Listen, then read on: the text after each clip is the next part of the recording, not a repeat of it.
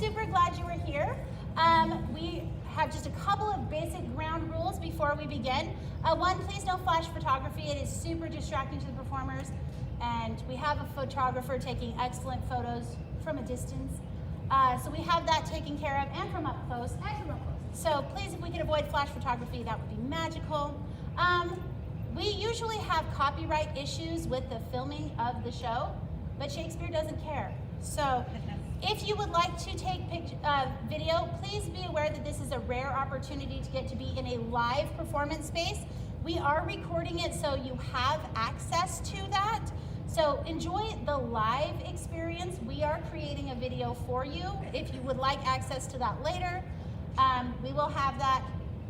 But if you need to get a moment of your cute little boo being your cute little boo, get that video. Don't call out their real name or the weird, awkward nickname, because it'll pull them out of character.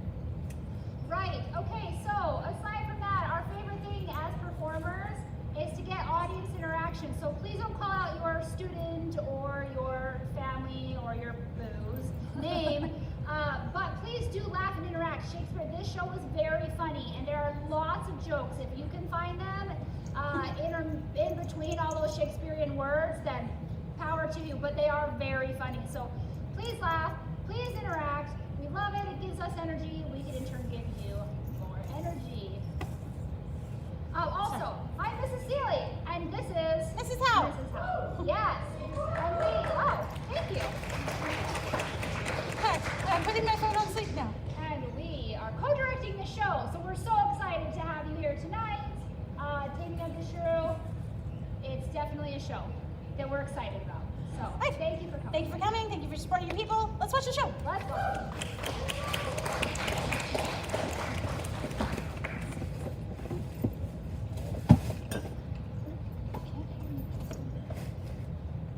Open the curtain.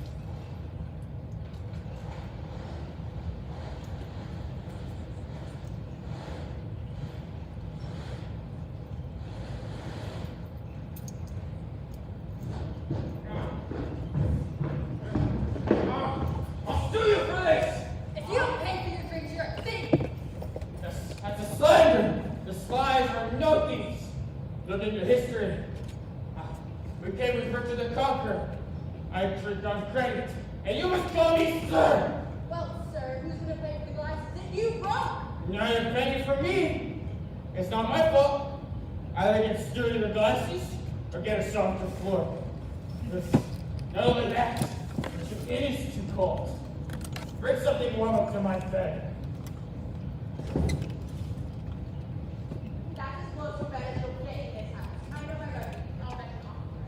Get a captain, an admiral, a sergeant for all I care. I'll get a lawyer. I'll disturb his peace. I want prejudice.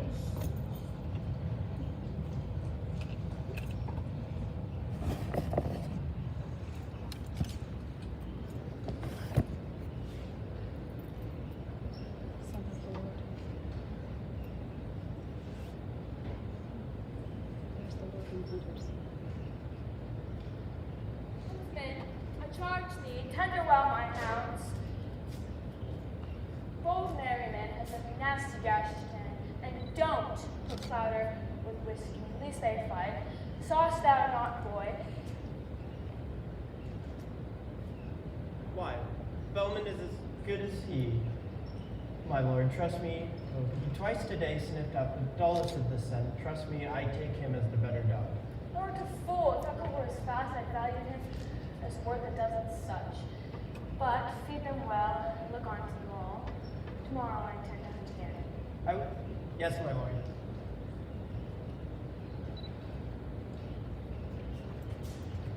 What's here? Dead? Drunk? Is he breathing? Breathing, my lord. Were he not warmed with ale, his bed would be too cold to sleep. So sound. A monstrous beast, like all the swine who lies here. I've seen a dead man prettier than this. And 3 days dead before they smell so bad. No, I think the smell on him sober. Putrid imposition on the public. How can a man so far forget himself? I fear remembering would make him worse. What next? A plan? A plan of Mine? What if we carry him away and fed him and dress him with sweet clothing and ring his finger and the servants to attend?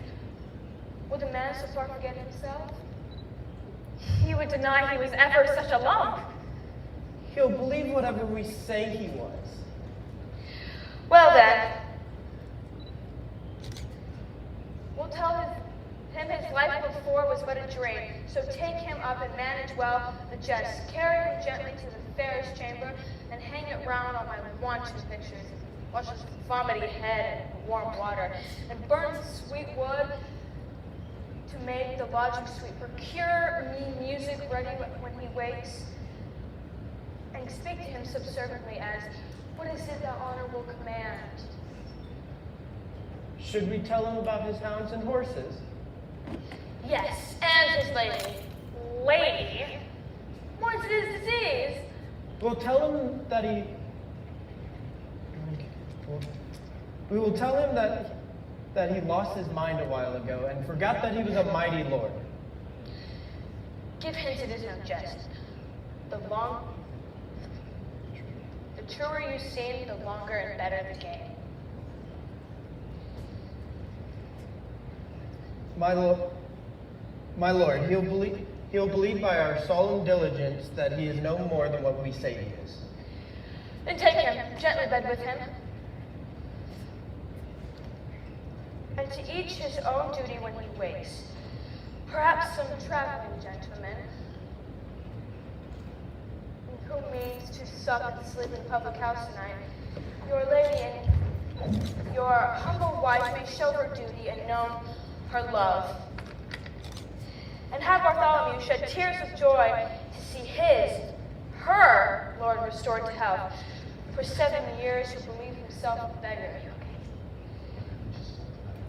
And if the lad cannot show a woman's tears, then bid him hide an onion in a napkin.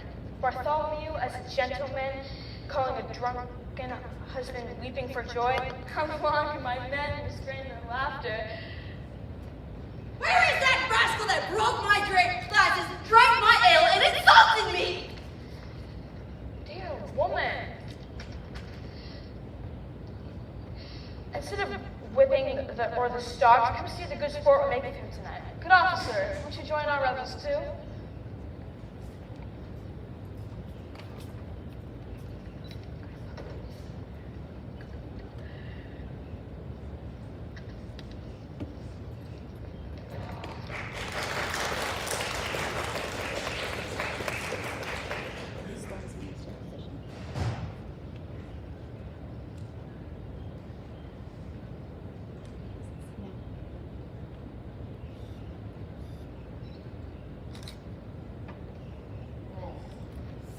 Have mercy. A pot of ale will save my life. Will it please your lordship drink a cup of wine? Will it please your honor's taste of these preserves? What clothing will your honor wear today? I am Christopher your Sly. Call me not honor nor lordship. I ne'er drink wine in my life. And if you give me preserves of beef. Never ask me what clothing I'll wear, for I have no more doublets than backs, no more stockings than legs, nor no more shoes than feet. Nay, sometimes more feet than shoes, and sometimes the shoes where the toes creep out at the end. Alas, that his lordship has forgotten he is a man of noble family, high esteem, and great estate, for lo, these 7 years and sisters stinking drunken beggar. What? Am I not Christopher your Sly, son of old Sly Birthingy? By birth a peddler, by education a finger counter, by bad luck for one terrifying day a bear baiter, and now by present trade a tinker? Ask Marin Hackett, the fat, obnoxious hag of an alewife of Windcott. If she know me not, if she say I am not the 14th pence on the score for ale alone, not to mention a matter of some broken glasses, chalk me up as the lyingest knave of Christendom. No wonder his loving lady weeps for him. The This is the madness that makes the servants sad. It's because of the lunacy like this, my lord, that your king refuses to visit anymore. Oh, noble one, remember thy proud birth? Call home thy wandering wit from banishment. Look how these servants do attend on thee, each ready in his office, ready at thy call. Dost thou want music? Apollo tunes his lyre. Or does not sleep upon a bed? See thou the flocks, we cover the ground with roses.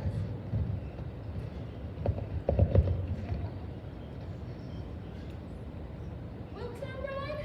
Thy saddle is of golden pearl. Or dost thou love hawking, the hawks will soar about the morning lark?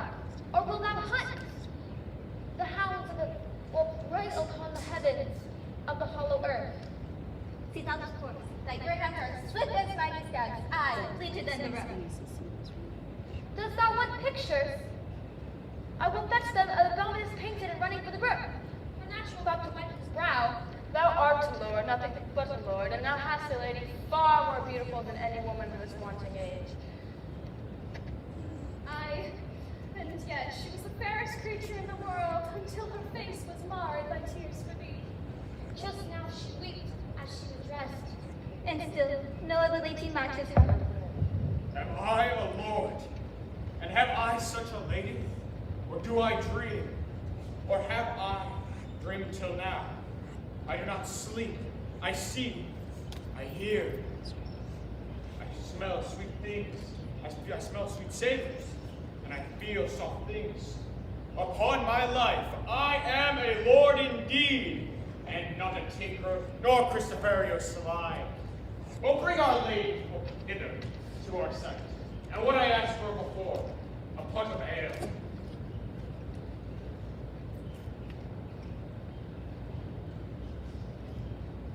Oh, how joyed we are to see your will restored. Once more remembering what you really are.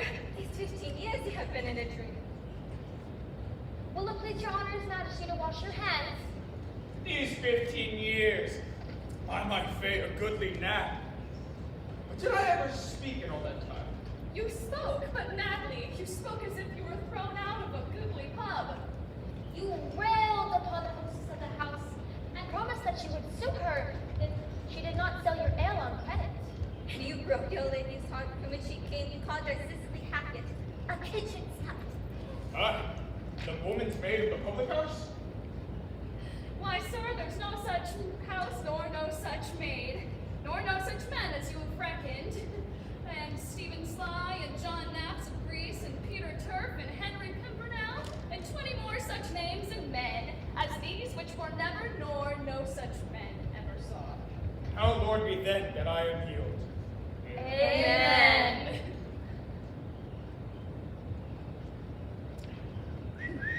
How fares my noble lord?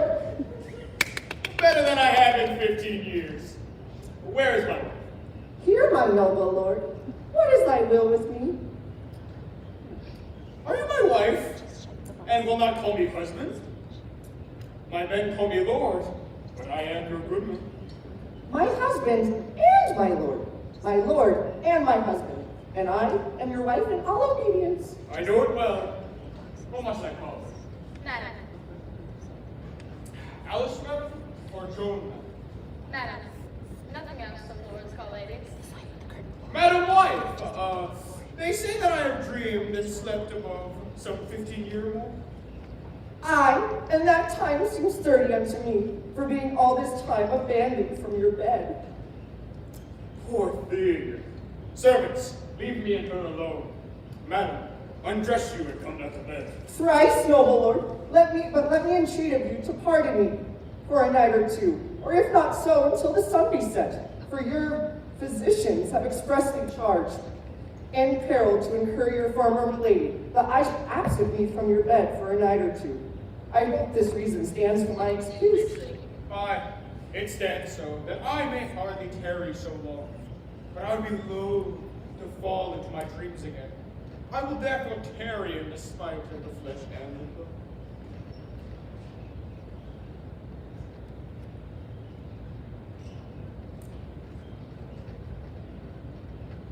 Your honest players, here you, O club, have come come to play a pleasant comedy for your doctors say to a sadness that congealed your blood, and melancholy gave nurse to frenzy. They thought it good to hear a play to frame your mind to mirth and merriment, which bars 1,000 harms and lengthens life. Mary, I will let them play it. Is it a comedy, commodity, a Christmas gamble, or a tumbling treat? No, my noble lord, it is more pleasing stuff. What? Household stuff? No, it's a kind of history. Well, let's see it. Come, madame, wife, sit by my side and let the world slip. We shall ne'er be young.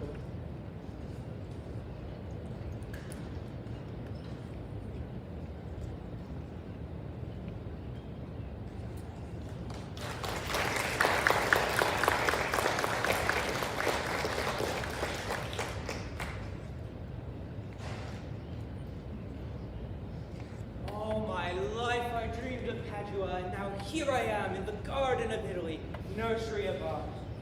Tranio, wasn't my father good to me, giving me leave to come and means to stay, and sending with me the trustiest of men, Tranio, a mere servant, friend. You came to learn. What will your study be? No tedious quadrivium, be assure you. I'll study virtue and philosophy. Your father, born in Pisa, brought you up in Florence, where you studied everything. Indoors, Tranio, with books and pedants. Florence was a puddle. Here is the sea. Well, I'm glad that you continue your resolve to suck the sweets of sweet philosophy. While we do admire this virtue, let us not be stoics. Test your logic with acquaintances, practice rhetorics and lively talk, quicken life with poetry and music, take mathematics and metaphysics as a relief caused by the pain from the indigestion of such sweets. Tranio, thou art wise. Let's start at once by taking lodgings fit to entertain the wise and witty friends I mean to make. But Fianello's And if we lose him now, he'll never be found. Tedious boy, the slowest ever born. But stay a while. What company is this? Master, some sort of welcome us to town.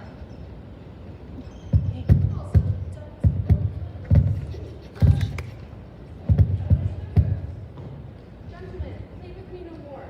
You know how firmly I am resolved.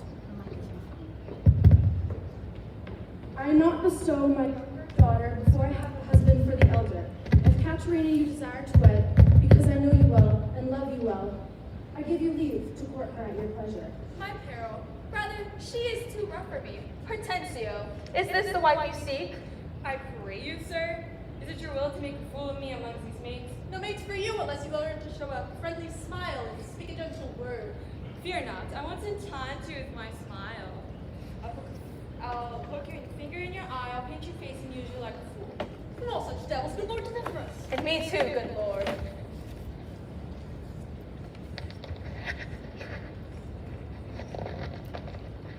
Master, look, a play that's worth a penny. I want to stark matter wonderfully rude. My sister's silence. I do see womanly virtue in sobriety. Well said, Master. Gaze are filled. Gentlemen, that I may soon make good on what I have said. Bianca, go, get in you now. And out of my sight. Don't pout now, good Bianca, for I love you nevertheless, my love. A great pout. Who is your tears? I'll put a finger in your eye and that'll bring him out. Isn't this enough of my life must wait for you to wed, but you torment me too? Ma'am, to your pleasure, humbly I subscribe. My books and instruments shall be my company, on them to look and practice by myself. Do you hear? The lark of virtue sings. Sorry am I that our desire to move should cause Bianca to freeze. Why beat her up, Signor Baptista, and make this fiend of hell fear the penance of her tongue? Gentlemen, I'm resolved. Go in, Bianca. Confinement will not punish such as she. She takes delight in music and in poetry. She'll have tutors for companions, fit to teach these arts. Hortensio, Gremia. Find me men of skill. Recommend them to me. I'll pay them well, for I am liberal to those who help me raise my daughters well. And so farewell, Caterina. You may stay, for I have more to commune with Bianca. Why, and I trust I may go too. May I not? Shall I be appointed hours? Today she's on display from noon to 3. Watch out, she spits when she's gazing upon my twigs. No man is worthy of a wit so fine. Look at the queue of suitors at your gate. I fear, Hortensio, we have a while to wait. Yet for the love I bear my sweet Bianca, I'll find a man to teach what she delights in, and recommend him to her father. We may again be rivals when her hand is movable. Till then, shall we be allies? In what endeavor? To get a husband for her sister. A husband, a devil. I say a husband. I say a devil. Her father may be rich, her dowry huge, and her face well shapen, yet what man is fool enough to marry hell? Tush, Gremio. The were too sensitive to the lashing of the sister's tongue. Why may they be good fellows in the world? If only we could find one who would take her with all her faults and money enough. I'd as soon take her dowry with the condition to be whipped at the high cross every morning. Aye, there's a small choice in rotten apples, but since this prohibition makes us friends, then let's together help Baptista to find a merry husband for his eldest daughter. A deaf one, you mean? Setting the younger free. Then we'll be at each other's throats again. Sweet Bianca, happy the man who wins thee. He who runs fastest gets the ring. How say you, Signor Gremio? I agree. I would have given the best horse in Padua to the man who will thoroughly woo her, wed her, bed her, and rid the house of her. Come on! I pray, sir, is it possible that love should of a sudden takes a toll? Shrew, I found it to be true. I thought it possible or likely. But now in true plainness I confess to be Shrew, I prefer my perish should I not achieve this young honest girl. Counsel me, Shrew, for I know thou canst. Assist me, Shrew, for I know thou wilt. Affection is not chided from the heart. So I will chide you not, Lucentio. There's no choice. When love enslaves a man, he buys his freedom as cheaply as he can. Your counsel is sound, but it's not much of a plan. Master, you look so longingly upon her maid. Perhaps you'd mark not what's at the ball. Oh, yes. I saw sweet beauty in her face. Saw you no more? Marked you not how her sister began to cause up such a storm that mortal ears might hardly endure? Tranio, I saw Bianca's lips to move, and with her breath she did perfume the air. Sacred and sweet was all I saw in her. Nay, then, 'tis time to stir him from his trance. I pray awake, sir, if you love the maid, then thoughts and wits to achieve her. Thus it stands her elder sister so cursed and true, that till the father rid his hands of her, master, your love must live a maid at home. Oh, Tranio, what a cruel father is he! But art thou not advised? She took some care to get her cunning schoolmasters to instruct her. He tutors with her hours a day. And now 'tis plotted. I have it, Tranio! Both our inventions meet and jump as one. Tell me thine first. You will be a tutor and undertake the teaching of the maid. That's your advice. It is. Can it be done? Not possible, for who shall bear your part and be in Padua? Here, Vincentio's son. Keep house and ply his book. Welcome his friends, visit his countrymen, make with them. Dost thou content me, for I have it in full. We have not yet been seen in any house, and solely by our faces you could tell the servant from the master. Do you think? Thou shalt be master, Tranio, in my stead. Keep house and port and servants as I should. I'll be a sonetizing Florentine. 'Tis hatched and shall be so. Tranio, at once encase me. Take my coat, hat, and cloak. When Biondello comes, I'll charm him to keep his tongue. You must, he riddles it. For no one else, your father be charged that are parting to obey. Be serviceable to my son, quoth he. Although I think 'twas in another sense. I'm content to be Lucentio because so well I love Lucentio. Tranio be so, because Lucentio loves. And let me be a slave. To achieve that maid whose sudden sight enthralled my wounded eye. Here comes Baroque. Sarah, where have you been? Where have I been? Nay, how now? Where are you? Master, has my fellow Tranio stolen your clothes? Or have you stolen his? Or both? What's the news? Sarah, come hither. 'Tis no time to jest, and so frame your manners to time. Your fellow Tranio here, to save my life, puts my apparel and my countenance on. And I, for my escape, have put on his. For in a quarrel since I came ashore, I killed the man, and fear I was seen. Be servant to him, so others are convinced, while I make way from hence to save my life. You understand me? Aye, sir. Not a whit. and not a jot of Tranio in your mouth. Tranio is changed into Lucentio. The better for him, when I wish so too. So could I avoid to have the next wish after that Lucentio is indeed had Baptista's youngest daughter? Not for my sake, but your master's. I advise use all your manners discreetly in all companies. When we're alone, why then I'm Tranio, but in all other places else, I your master Lucentio. And one thing more, when you're Lucentio, make one among these wooers. Don't ask me why. Trust that my reasons are good and weighty. My lord, do not. You do not mind the play? Yes, by Saint Anne, I do. A good story. Come, Norman. Ah, yes, 'tis just what begun. It is a very excellent piece of work. I'm eager for it to be done.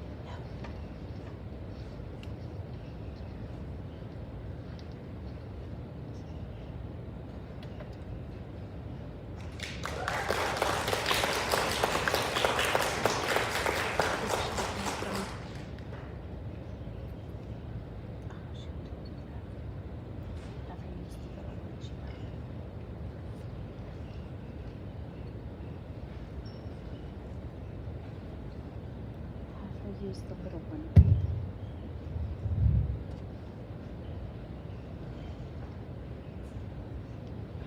Verona, for a while I take my leave to see my friends in Padua. But of all my best and beloved friends, Hortensio.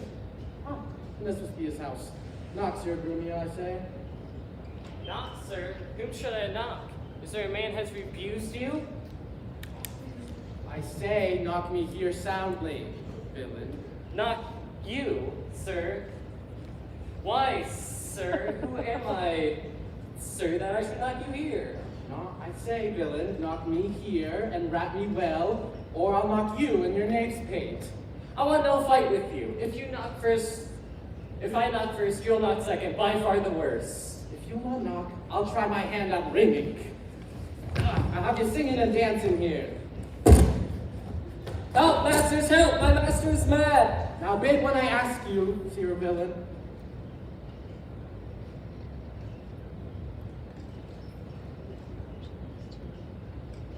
How now? What's the matter? Oh, my old friend Grumio. And my good friend Petruchio. How fare the all of Verona? Oh, good Hortensio, come you to part the fray. Contutu altore ventrovato, as I may say. La nostra casa ben venuto. Molto andato, signor mio Petruchio. Rise, Grumio, rise. We will compound this quarrel. Don't believe a word of what he says in Latin. If this be not a lawful cause for me to leave his service, why, look here, sir, he bid me knock him and rap him soundly. Well, was it fit for a servant to use his master so? A senseless villain, good Hortensio. I bid this rascal to knock at your gate, and could not for the heart of me get him to do it. Knock at the gate? Oh, heavens, spoke you not these words plain? Sirrah, knock me here, rap me here, knock me well, and knock me soundly. And come you now with knocking at the gate? So he defends his disobedience by claiming to be stupid. Both offenses merit a beating, or tight trousers. He's always been this way, Petruchio. So, tell me, sweet friend, what happy gale blows you to Padua near from old Verona? Oh, the wind that scatters young men into the world, to test their luck on unfamiliar ground. Antonio, my father, is deceased. So I am thrust into this maze, hoping to wive and thrive as best as I may. Petruchio, what kind of friend am I to offer thee a shrewish, quarrelsome wife? And yet she is rich. I'm too good a friend. Hortensio, we being friends speak with perfect candor. If thou knowest one rich enough to be Petruchio's wife, be she old or harsh or ugly as a stump, she cannot dole affection's edge on me, for I come to wive wealthily in Padua. If wealthily, then happily in Padua. Look here, sir, he tells you flatly what his mind is. Why, give him gold enough and marry him to a puppet, or a button, or an old nag with never a tooth in her head, with as many diseases as 250 horses. Why, nothing comes amiss, so money comes with all. Petruchio, since we are stepped thus far in, I will continue what I wrote to jest.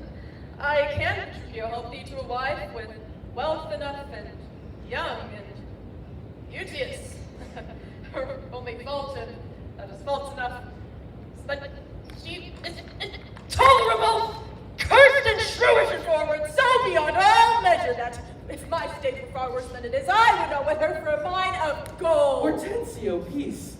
Thou knowest not the gold's effect. Tell me her mother's name, for I will board her, though she chide as loud as thunder when the clouds in autumn crack.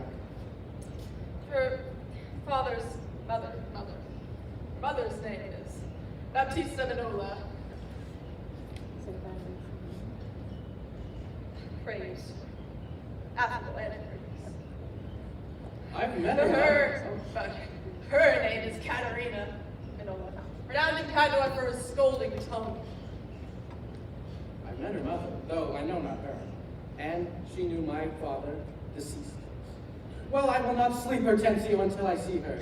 And let me be this bold with you to give you up at the first encounter, unless you accompany me thither.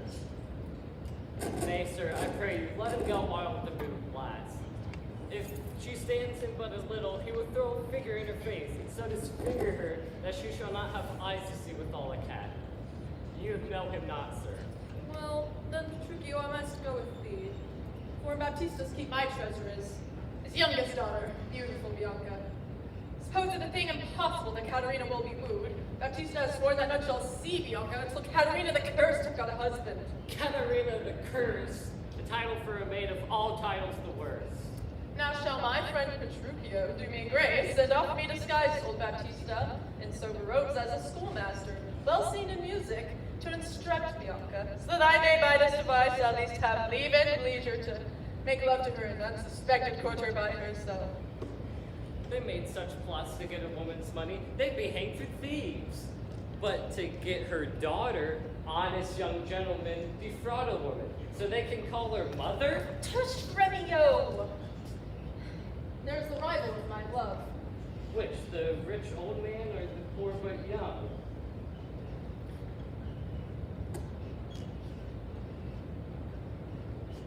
I've armed you now with books of love. In rhymes see you read no other lectures of her, except to speak the name of Gremio. Besides Signor Baptista's generous wage, I'll pay you well. I'll take your paper too, and let me have it very well perfumed, for she is sweeter than perfume itself. To whom they go to, what will you read to her? Whatever I read to her, I'll plead for you. I'll let the finest poets speak your love, for they have an art that melts a lady's heart. Oh, this learning, what a thing it is. Oh, this woodcock, what an ass it is. Peace, Sira. God save you, Signor Gremio. And you are well met, Signor Hortensio. By good fortune I have lightened well on this young man for learning and behavior fit for her turn. Well read in poetry, and other books, good ones I promise. Oh, good for you, and you'll be glad to know I found a fine musician for our mistress. So shall I be no whit behind in duty to fair Bianca, so beloved of me. Beloved of me, and my deeds shall prove. Only in his dreams would he find love. Gremio, 'tis now no time for rivalry. I have news that's good for both of us. This gentleman, with our encouragement, will undertake to woo cursed Caterina, yea, and to marry her, if her dowry please. A man can say much and do so little. Have you told her all your faults, Hortensio? I know she's an irksome, brawling scold, if that be all. Masters, I hear no harm. I've met my dearest friend. Where are you from? Born in Verona, old Antonio's son, my father dead. His fortune lives for me. I mean to marry Depso. When I'm done, I'll live my life most prosperously. The shortest life, but such a life seems long. But if you have the stomach for it, man, I'll stand behind you. Will you woo this wildcat? Will I live? Woo her, I, Earl Hanger. Think you little din can daunt mine ears? Have I not, in my time, heard lions roar? Have I not, in pitched battles, heard harsh screams, neighing steeds, and trumpets clang? And you come to talk of a woman's tongue that does not give so apt a blow, I hear to a chestnut in a farmer's fire. Just touch your poison bugs. For he fears none. This gentleman is happily arrived. My mind presumes for his own good and ears. I promised we would be contributors and would bear the charge of his wooing whatsoever. And so we will, provided that he win her. I would I were sure of a good dinner. Gentlemen, God save you, if I may be bold. Tell me, which is the readiest way to the house of Madame Baptista Vanilla? The one with the two fair daughters, is that the one you mean, master? Even he, Vanilla. Hark you, sir, you have not come to woo. Perhaps I have, or have not. What's it to you? Not her that tried, sir. At any hand I pray. I love no traitors, sir. Biendello, let's away. Well begun, Shrew. Sir, before you go, are you a suitor to the baby you talk of, yes or no? And if I be, is it any offense? No, if without more words, you will get you hence.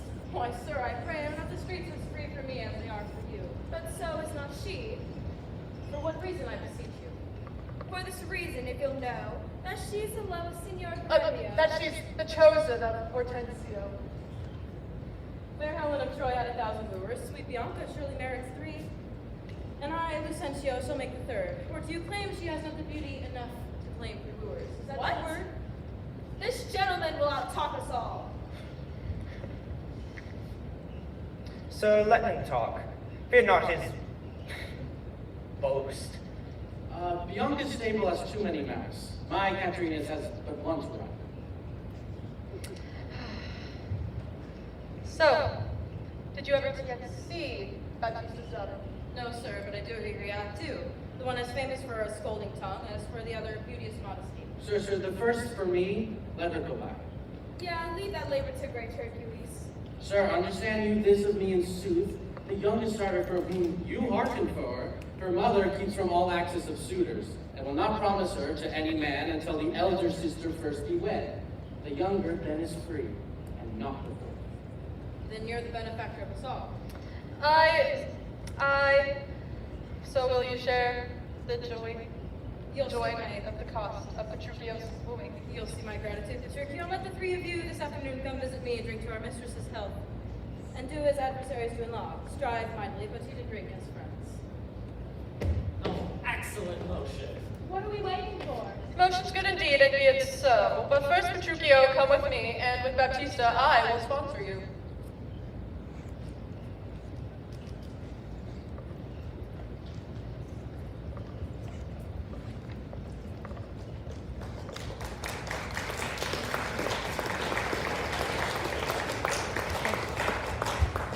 Hold the black out for me. The windows are coming to me. She's coming right now. She's coming right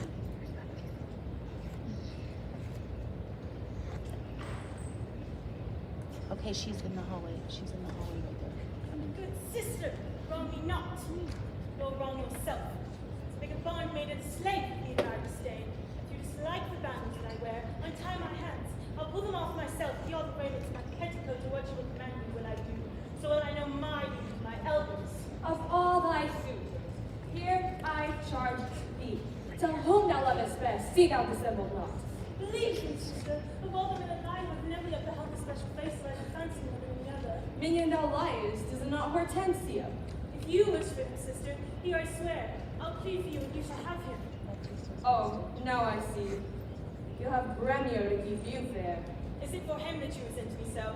Nay, then you jest, and I will perceive you have but jested with me all this while. I pray, sisters, untie my hands. They pine for love of her who mocks at them. They're all a jest to thee. But they know it not, because thy smiles are liars, while I, who show the feelings thou concealest, bear their scorn. How now, Dame? Whence grows this insolence? Bianca, stand aside. Go ply thy needle. Poor girl, she weeps. Thou spawn of the devilish child. Who does not harm thee when she did cross thee with the widower? Her silence mocks at me, and I'll be revenged. What in my sight, Bianca, get in thee. You bear me, mother, but you never hear me. She's your treasure. She must have a husband. I must stand barefoot on her wedding day. And for your love to her, need aches in hell. I have decreed that you shall marry first. What more can a mother Talk, do? not to me.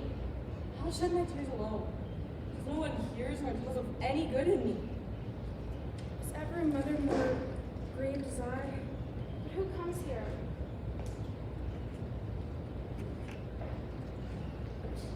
Good morrow, neighbor Baptista.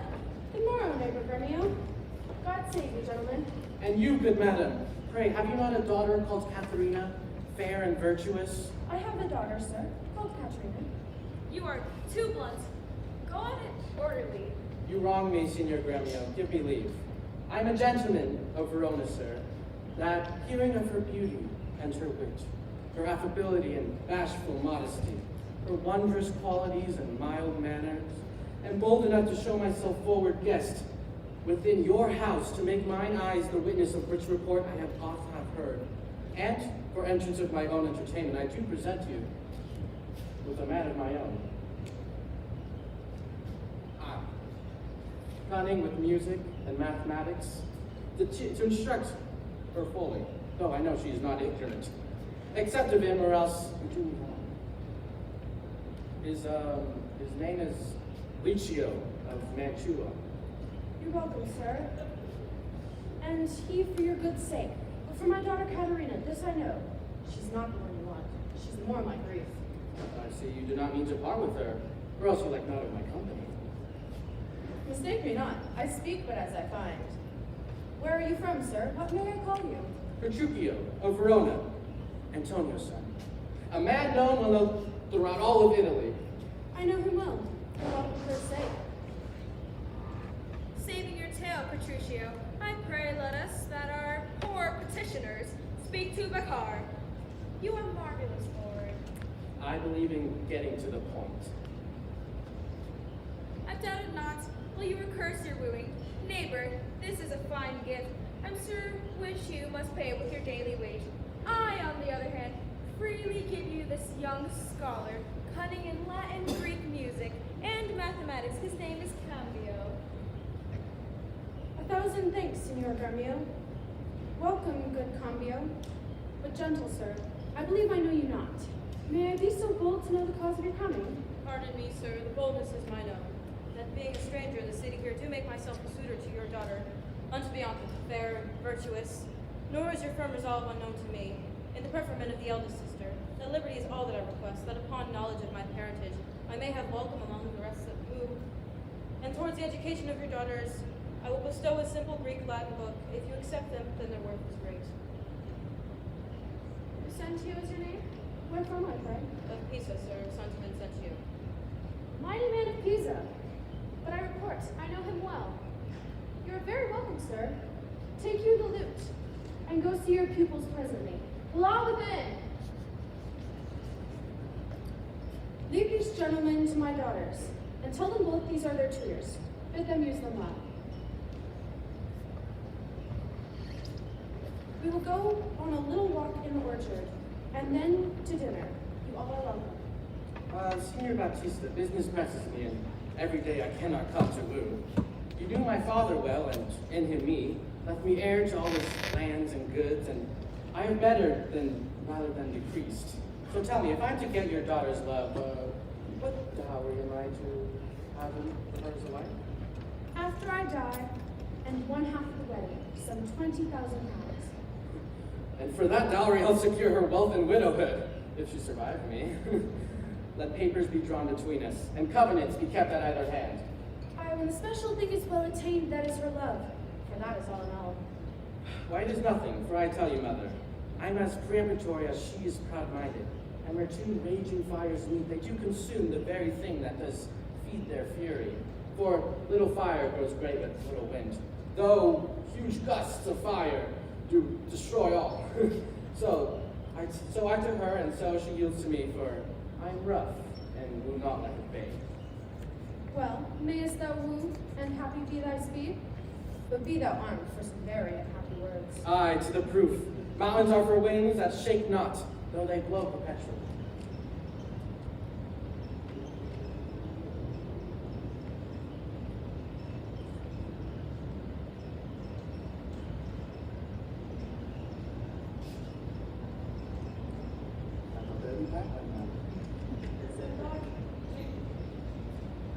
How now, my friend? Why dost thou look so pale? For fear, I promise you, if I look pale. What, will my daughter be a good musician? She'll sooner prove a soldier. Iron may hold of her, but never lose.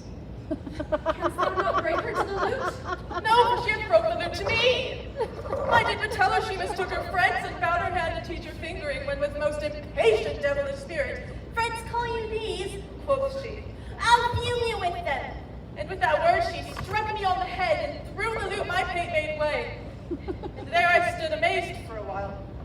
As on a pillory, looking through the lute, while she did call me rascal fiddler and twangling jack, with 20 such vile terms as if she'd studied to misuse me so. Now, by the world, it is a lusty wench. Oh, I love her 10 times even more now. How I long to have a chat with her. The same part is with my younger daughter. She's apt to learn and thankful for good turns, Senor Petruchio.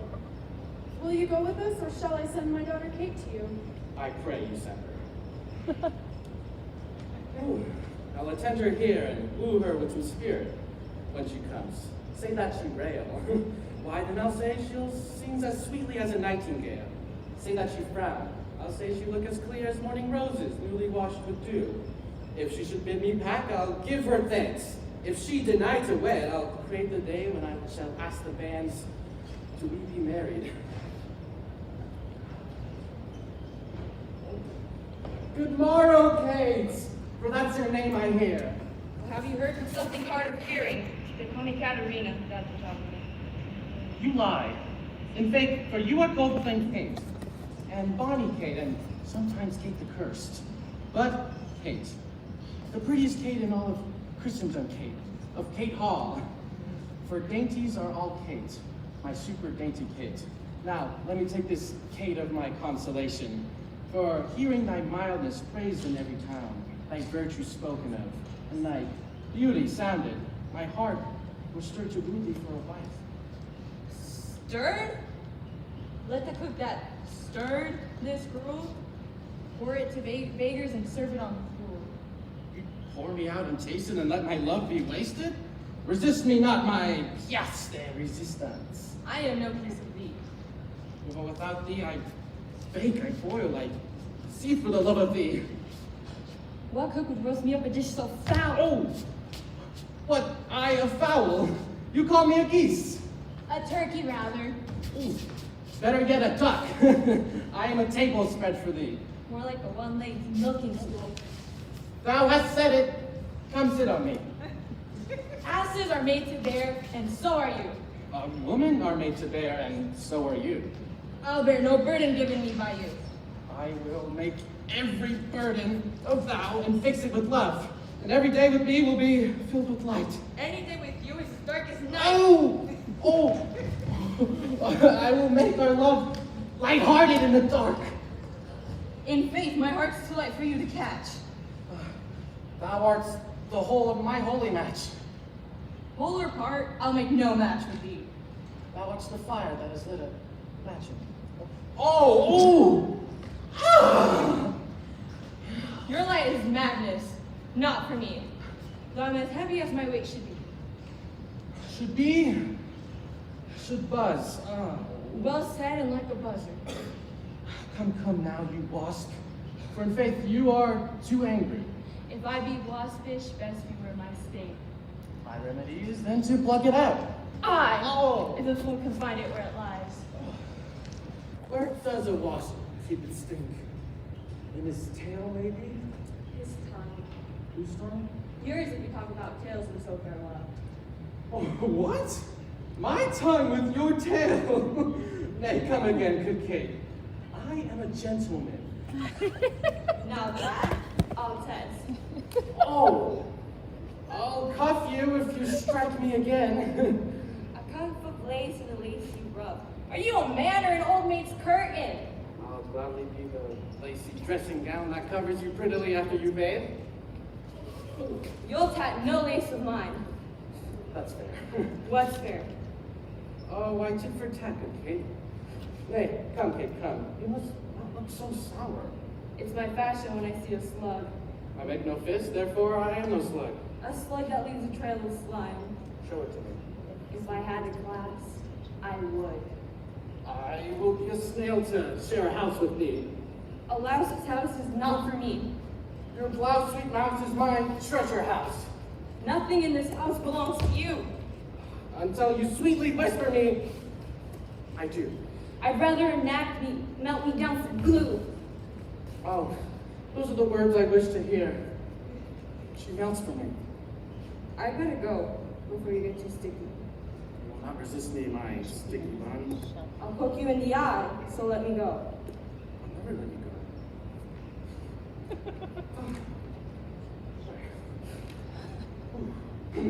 I'll never let you go. Twice told me that you were rough and coy and stolen. Now I find that report a very liar, for thou art pleasant, passing courteous and gamesome, but slow in speech. Yet sweet as springtime flowers. Thou canst not frown, thou canst look askance, nor bite thy lip as angry wenches will. Nor hast thou pleasure to be cross in talk, but with mildness entertainest thy wooers, with gentle conference, soft and affable. Now, why does the world report Kate doth limp? Oh, slanderous world! Kate, slender and brown in hue like a hazel twig, and as sweet as the kernels. Now,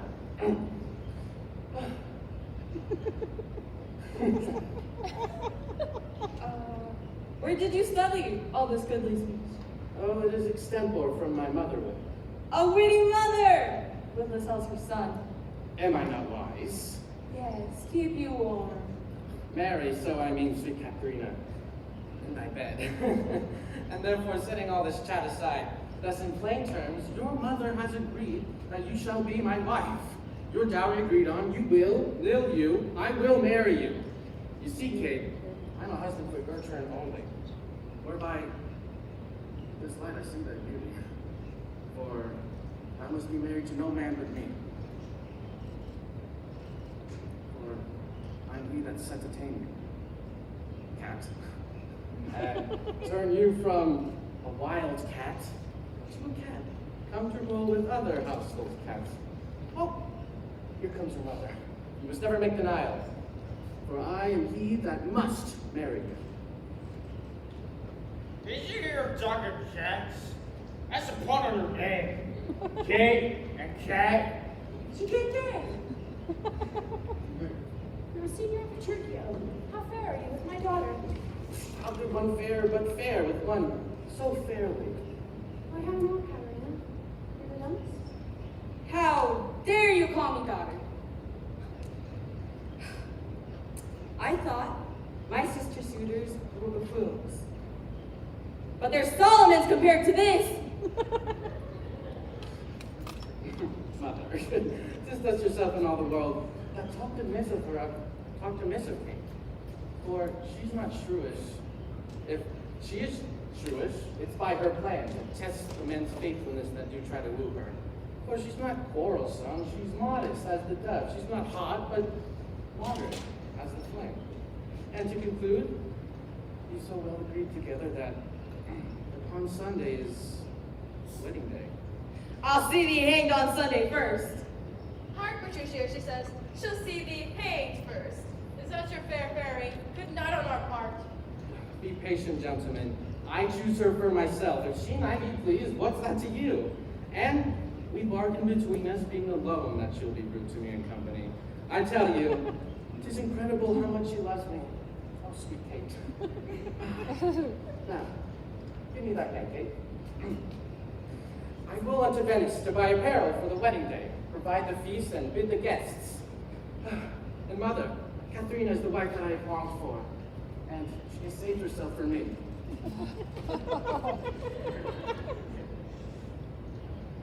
I know not what to say, but give me your hands. God send you joy, Petruchio. 'Tis a match. They are betrothed. We are the witnesses. Mother, wife, and gentlemen of you, I will into Venice come Sunday. We will have rings and things and other fine array, and oh, kiss me, Kate. We will be married on Sunday. That's it. That's low. That's mastery. And you're like that, scalding brains. Was match clapped up so suddenly? I'm like a merchant who suddenly sold an item and thought he knows life. It was a perishable commodity. You found a buyer while it was still fresh. She just believes it, but I do love her dearly. If he can teach her how to be content, then she and I and he will all be very pleased.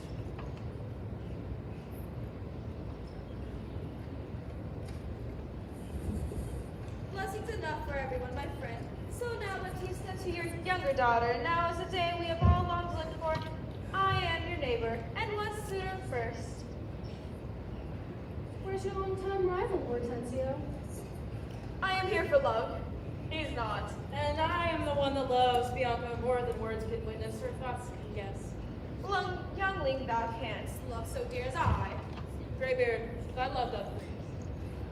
But thine doth rise his wisdom born of age that nourished. But youth in ladies' eyes that flourishes.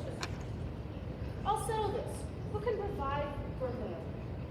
What lands, what house, what raiment will she have? It's deeds that will win my daughter's love, not boasts. First, as you know, my house within the city is richly furnished with plate and gold, fastened in ewers to wash her dainty hands. My hangings, all of my Tyrian tapestries and ivory coffers, have stuffed my coins in cypress chests and delicate apparel, fine lined Turkish cushions, bossed with pearl, drapes of Venice gold and needlework, pewter and brass, and all things that belong to house and housekeeping. Then at my farm, I have 100 milk cows to my pail, 200 oxen standing in my stalls, and enough of pigs to geese a din of grease. There is a stink remaining. Pigs and geese, a din and a stink. I am struck in years, I must confess, and if I die tomorrow, this is hers. If while I live, she will only be mine. That only came well in, sir. Listen to me, I am my father's heir and only son. If I may have your daughter to my wife, I'll leave her houses 3 or 4 as good within the rich piece of walls as any old Senior Gremio has in Padua. Besides, 2,000 ducats by the year of fruitful land, all which shall be her jointure. What have I pinched you, Senior Gremio? 200 ducats by the year of my land. My land amounts not so much in all, that she shall, besides a merchant ship with trusty crew that harbors in Mercedes. What have I choked you with the merchant ship? Gremio, 'tis known my father has no less than 3 great galleons, besides 2 galleasses and 12 tight galleys. These I will assure her, and twice as much as whatever thou offerest next. Nay, I have offered all, I have no more, and she can have no more than all I have. If you like me, she shall have me in mind. Why, then the maid is mine from all the world by your firm promise. Gremio is outbide. I must confess, your offer is best. And let your father make her the assurance. She is your own, else you must pardon me. If you should die before him, where's her dower? That's but a cavil. He is old, I young. And may not young men die as well as old? I'm thus resolved. On Saturday next, you know my daughter Katerina is to be married. On the Sunday following, Bianca shall be the bride to you, with your father's assurance, if not Signor Gremio. And so I take my leave and thank you both. Adieu, good neighbor. Now I fear thee not, sire young gamester. Your father were fool to give thee all, and in this warning age become dependent on a flighty boy. An old Italian fox is not so kind of my lad. A vengeance on your crafty withered hide. Lucentio's father will make good on all except for the fact that I am not his son. How can I be serving my master's purpose best? I see no reason but supposes Lucentio must get a father called supposed Vincentio. And that's a wonder. Fathers commonly beg at their children, but in this case of wooing, a child shall get a sire if I fail not my cunning.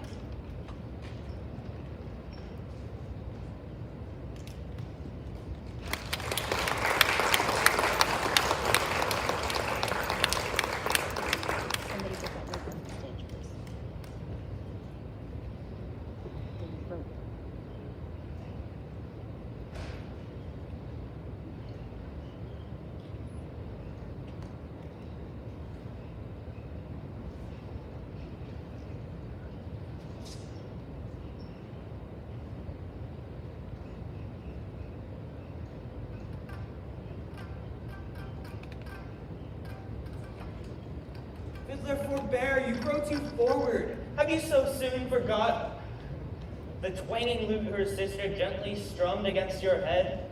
That was the Shrew, the sister that delights in harmony must love to hear my tune. And when in music we have spent an hour, your lecture shall have leisure for as much. Preposterous ass who never read so far to hear the cause why music was ordained. Was it not to refresh the mind of man? Your music causes pain, so give me leave to read her first from this philosophy. You'll help her find the stoic strength to bear it. Sirrah, I will not bear these slurs from thee. My gentlemen, you can be double wrong to fight each other when it's up to me. I'm not a child in school to have my hours declared by others. I will please myself. And to cut off all strife, here, sit me down. Take you your instruments, play the whiles. His lecture will be done, you have tuned. You will leave his lecture when I am in tune.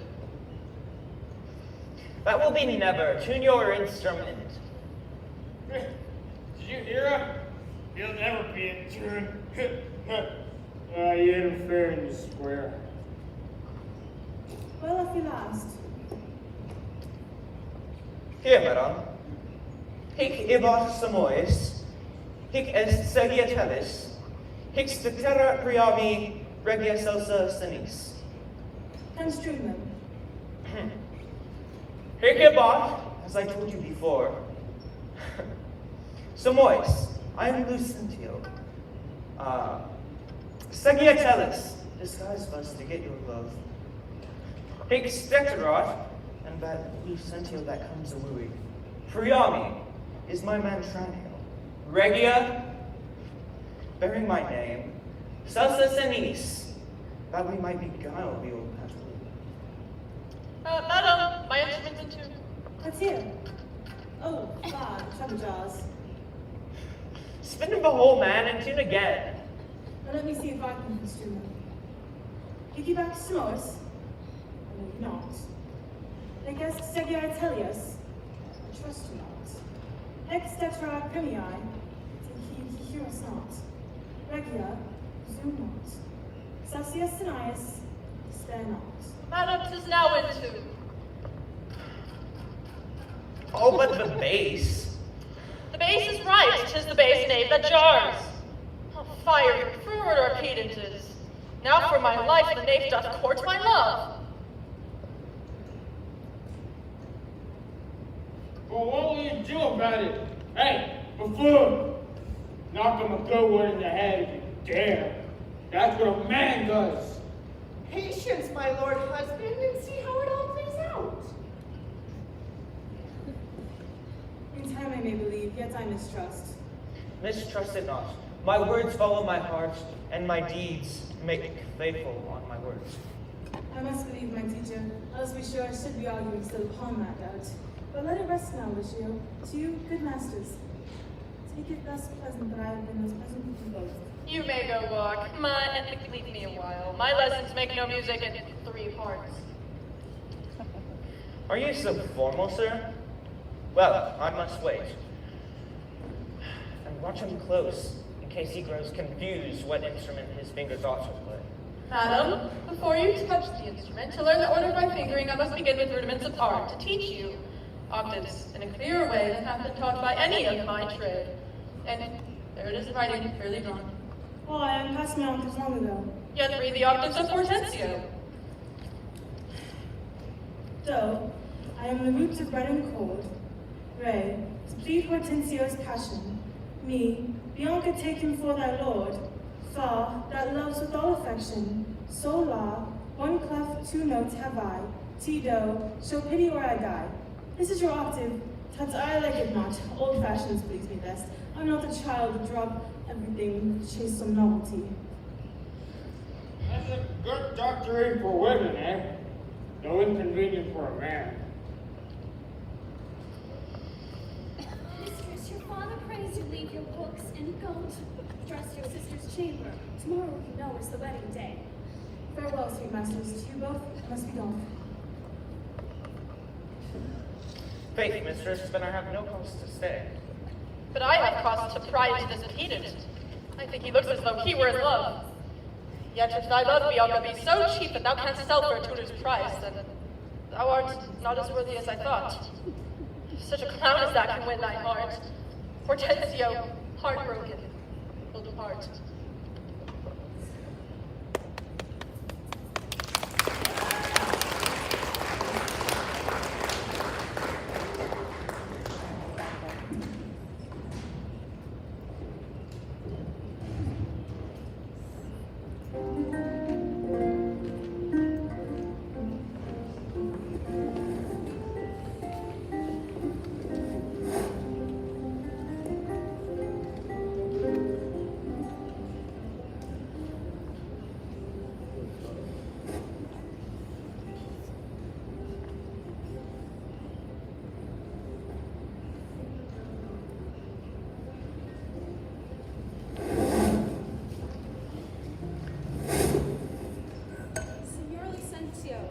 This is the day we said for Katerina and Petruchio to wed.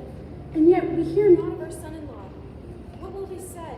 What mockery will it be to lack a bridegroom when the priest attends to speak of the ceremonial rites of marriage? What says Lucentio to this shame of ours? No shame but mine.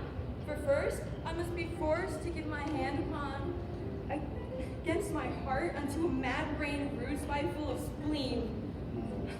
And then we see that he who wooed in haste intends to wed at leisure.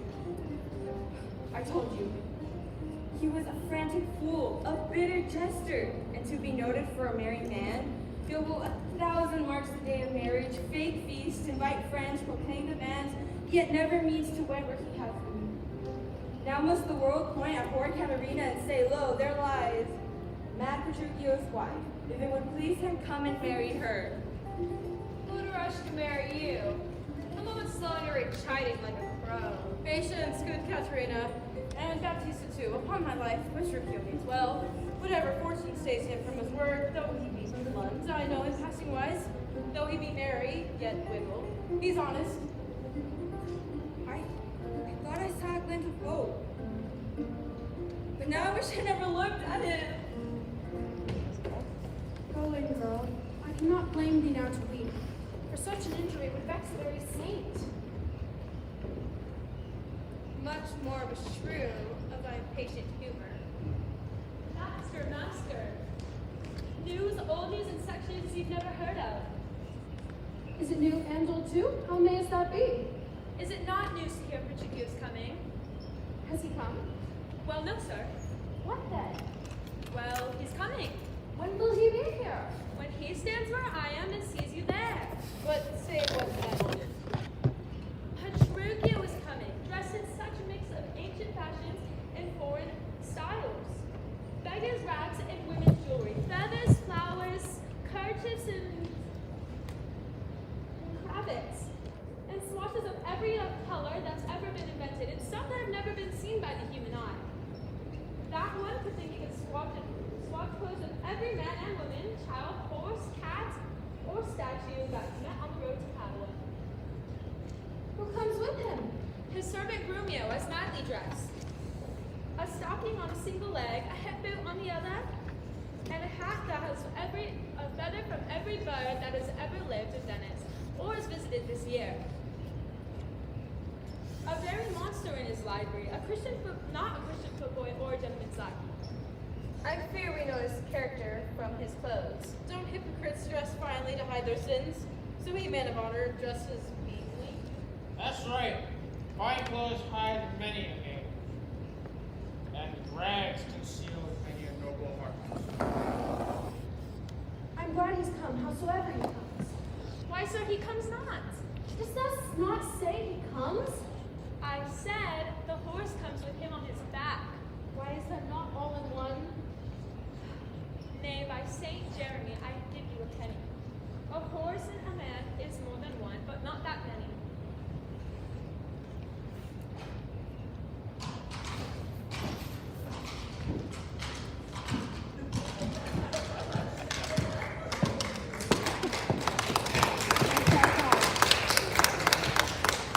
Oh, where be these gallants? Who's at home?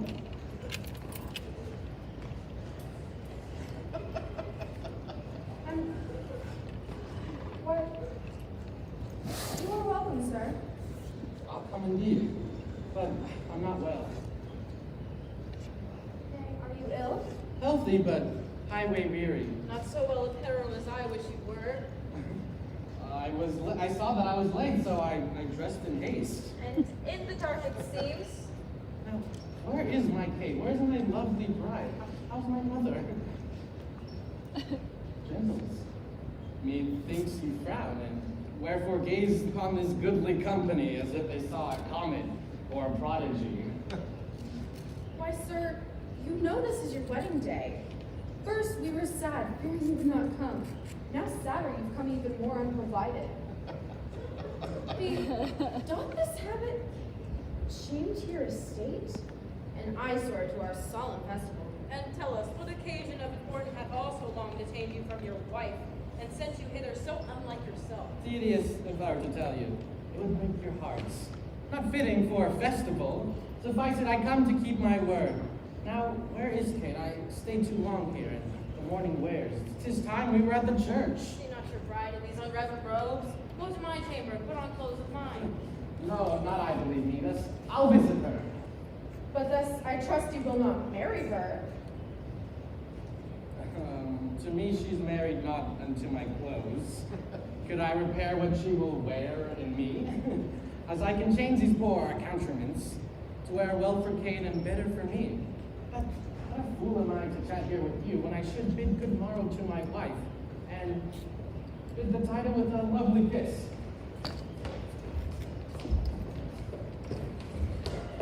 Is he submitting to his mad attire? When Katarina sees him, then he'll change, or wear some bruises underneath his clothes.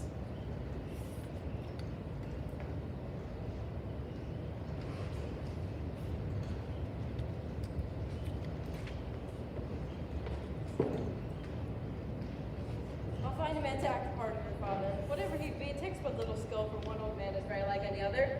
Thus shall he be Vincentio of Pisa, make assurance here at Padua of greater sums than I have promised. So shall you kindly enjoy your hope, and marry sweet Bianca with consent. Were it not for that music Licio, who watches sweet Bianca's every step, I swear I'd carry her away and marry secretly, for once her heart is mine, I'll keep what's mine for all the world. Unfortunately, all the world cares not, except for gray-bearded Grymeo and Licio, famous ruiner of love songs, and her mother, old Baptista, only three who stand between thy hope of love for thee. Grymeo, come you from the church as gladly as I ever came from school? And are the bride and bridegroom coming home? A bridegroom, say you? One to make a bride weep. Worse than the bride? Why, 'tis impossible. Why, he's a devil. Devil, very fiend. Then she's well suited as the devil's dam. Touch, she's a lamb, a dove, compared to him. I'll tell you, sir, Lucentio, when the priest should ask if Katerina should be his wife, I, by Jupiter, quoth he, and swore so loud that all amazed the priest let fall the book, and he stooped to take it up again. The mad-brained man, bridegroom, took him such a cup that fell down priest and book and priest. Ugh. And book and priest, the Vicar swindle stand up. What said the wench when he rose again? Troubled and shook for why he stamped and swore as if the vicar was swindled to him. Such a mad marriage never before. There's no shortage of marriages in the world, let the weddings be however dignified.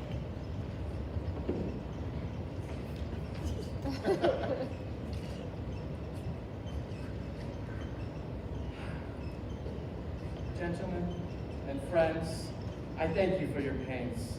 I know you think to dine with me, and I prepared a great store of wedding cheer.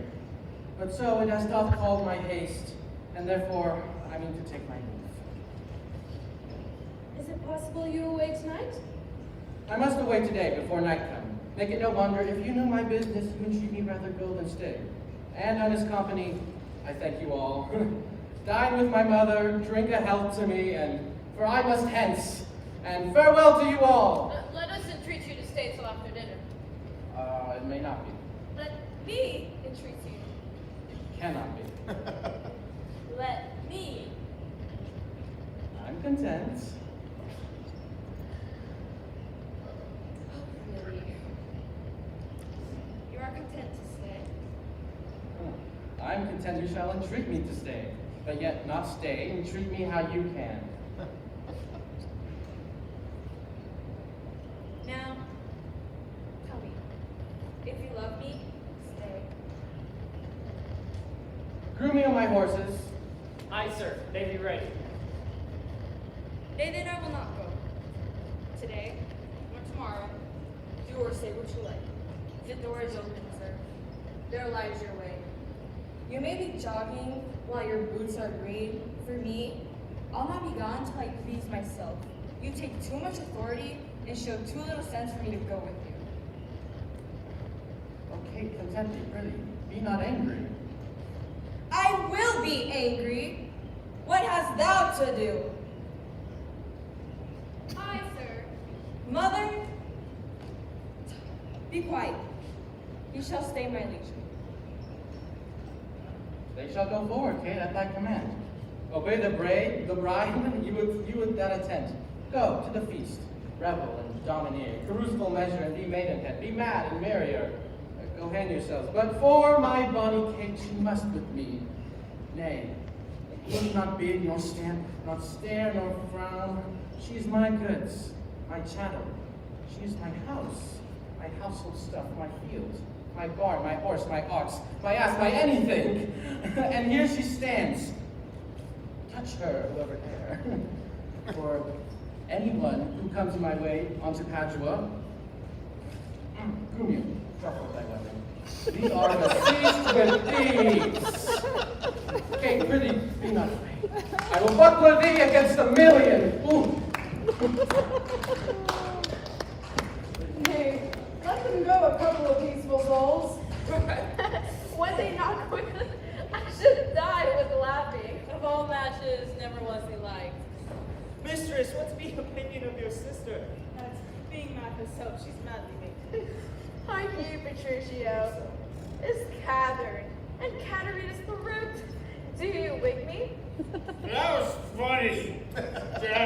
Katrina means you got a Catherine, and Patricio means you have a peruke. You wig it. Will you have another cup of ale, my lord? Peruke is to wig. To wig is to understand. Patricio, peruke, wig, understand. Wig me now. My lord. Oh, I was on at the play right. Neighbors and friends, though bride and bridegroom left, we'll have no leavings at the bridal feast. Lucentio, you shall supply the bridegroom's place, and let Bianca take her sister's room. Shall sleep Bianca practice how to bride it? She shall, gentlemen. Let's go.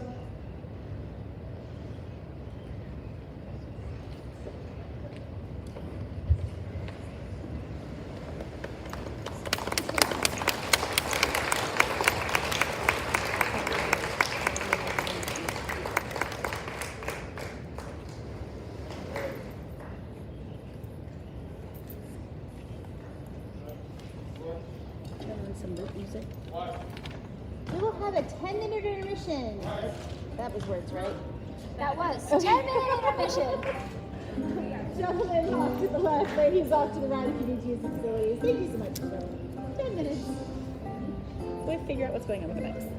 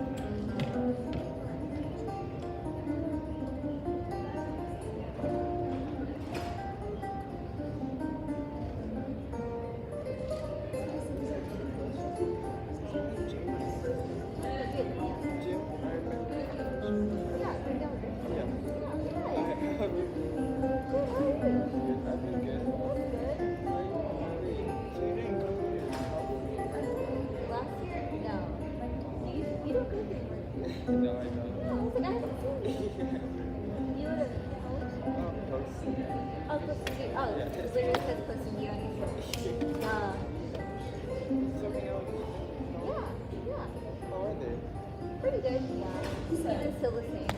Still the same? Yeah, he literally got in trouble yesterday.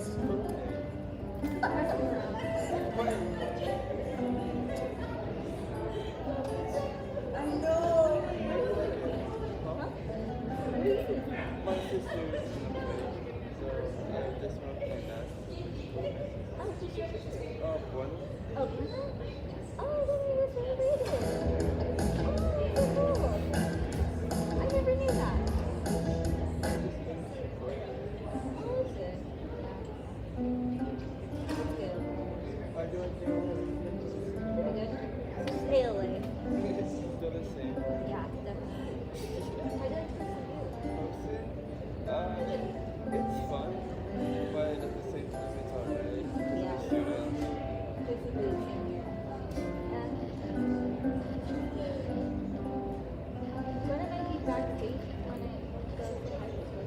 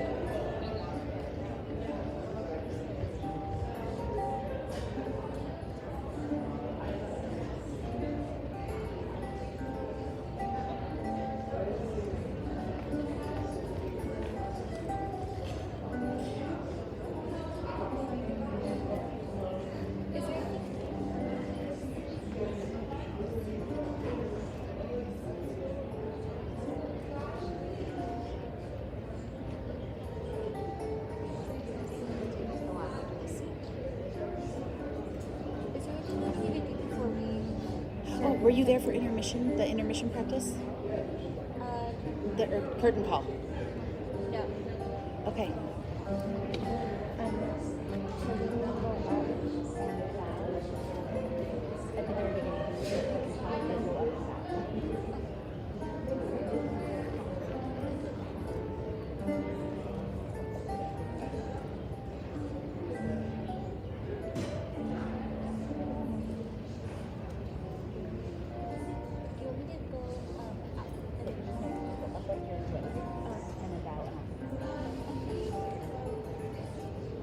Are we all caught up and we all know what's going on?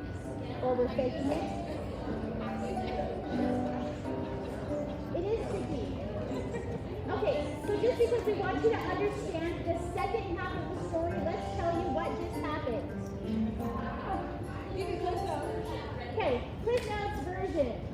There is a drunkard over here who's not part of the play that is happening on stage.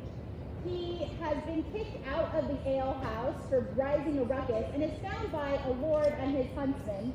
And they decide to play a trick on him that his memory has failed him and that he's actually a lord who believes he has been a drunkard for the past 15 years. And naturally he buys into it, and so that he doesn't end up taking the virtue of the young serving man, they dress the young serving man as his wife, and they're like, oh, no, your madness will come back, so watch this play for a while. So he keeps trying to like finger her feet and stuff, and she's like, oh, touchy, because it's actually a guy. Then the actual play, what is going on is there is a mother named Baptista, has two daughters. One of them is Cat, and she's a bit cat-like, and the other one is Bianca, and she's sweet and everybody loves her. Bianca cannot get married until Cat is married. And Cat, nobody wants to marry Cat because she's a bit vicious. And then Petruchio comes along and he's like, I'm willing to marry anybody if they're rich enough. So Petruchio takes on the challenge of marrying Cat, and the other suitors who would like to marry Bianca are willing to pay for him to woo Cat so that they can then pursue Bianca.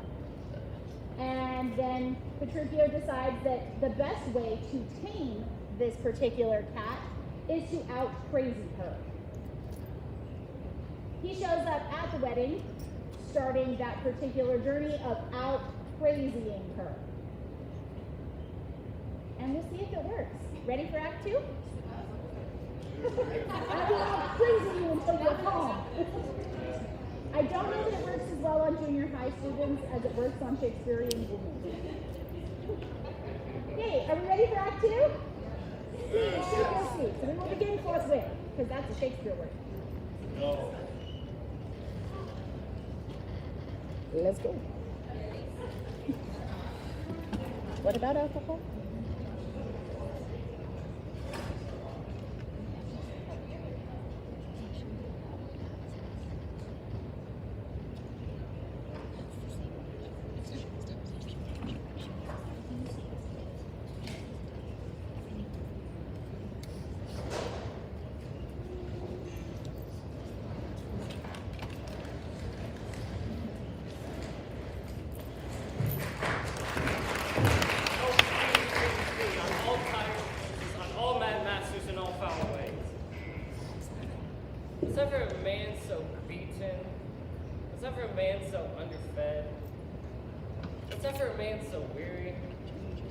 I'm set before to make a fire, and they are coming soon after to warm them.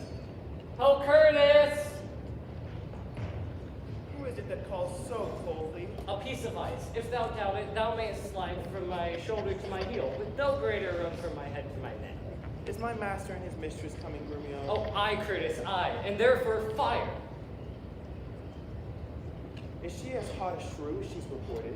She was good, Curtis, before this frost, but thou knowest winter tames man, woman, servant, and beast. For have tamed my old master, my new mistress, my servant self and thou. Away, you babbling fool, I am no beast.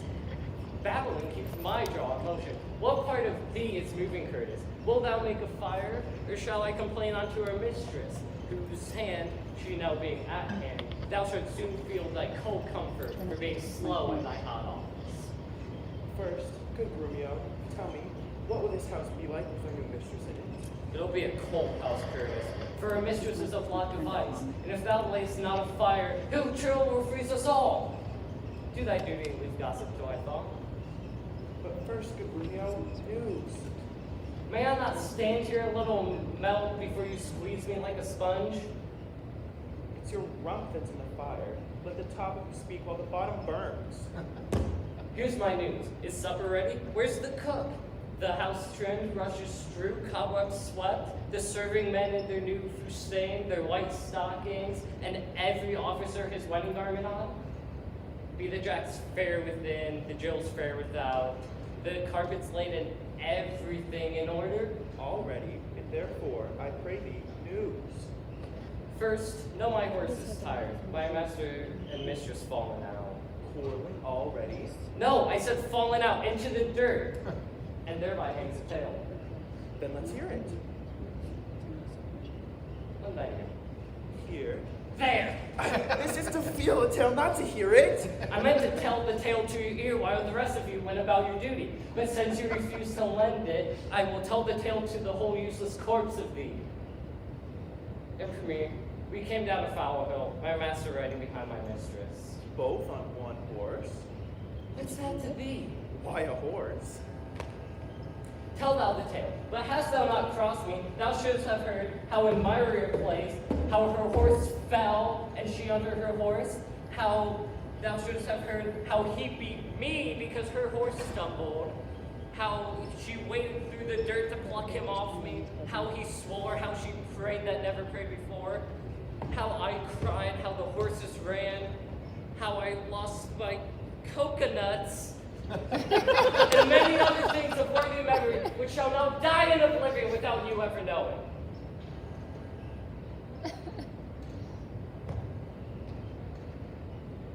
By this reckoning, he is more true than she. Aye, which you shall find when she comes home. Why I talk of this? Call forth Nathaniel, Mary, Nora, Peggy, Ellie, Sugarsop, and the rest.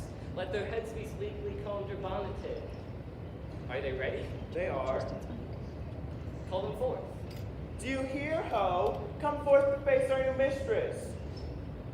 Why? She has ears and nose and mouth enough, I think. Who knows not that? Thou, it seems, thy pulse will company to face her. I call them forth to meet her.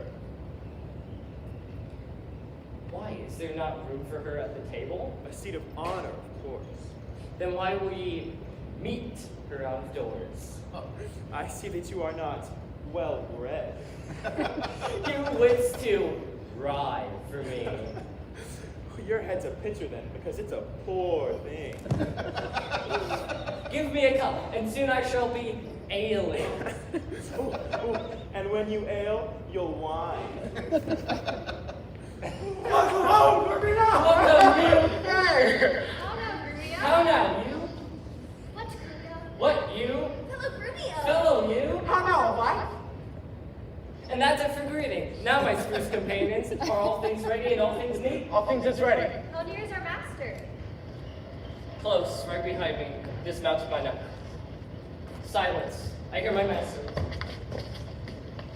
Where be these knackers? What, no man at the door to hold my stirrup, nor to take my horse, no wench to greet my love and lady wife? Where's Nathaniel, Mary, Ellie, Perry? Here, sir. Here, sir. Here, sir. Here, sir. Oh, you logger-headed and unpolished twits. I did not want you here, but out there. Where is the foolish knave that I sent before? Here, sir, as foolish as I was before.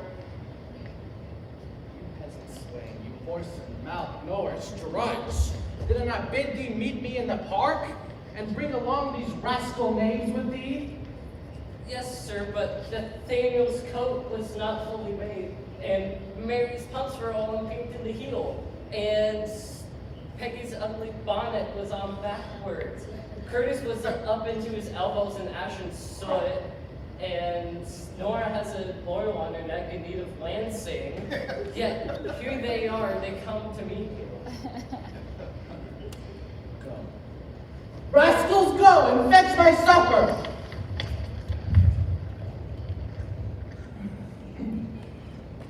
Where's the wife?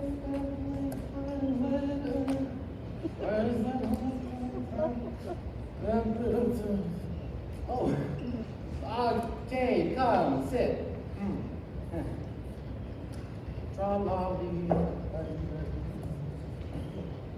Why, what I say? Naked sweet Kate, be merry.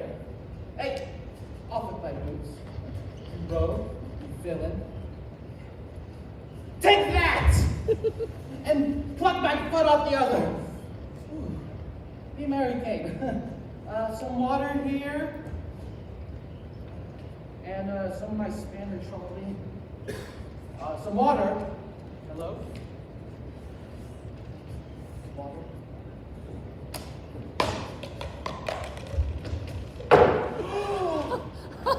Oh! Now, King Wash. You clumsy slut, and will you let it fall? Patience, I pray you, 'twas a fault unwilling. A fatherless, beetle-headed, flap-eared slut. Sit down. I know you understand. Now, who should give thanks?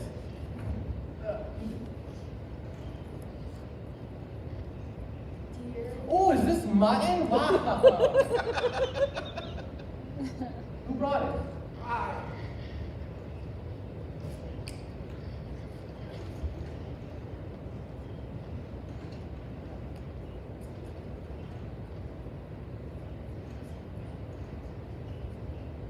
It is burnt, and so is all the meat.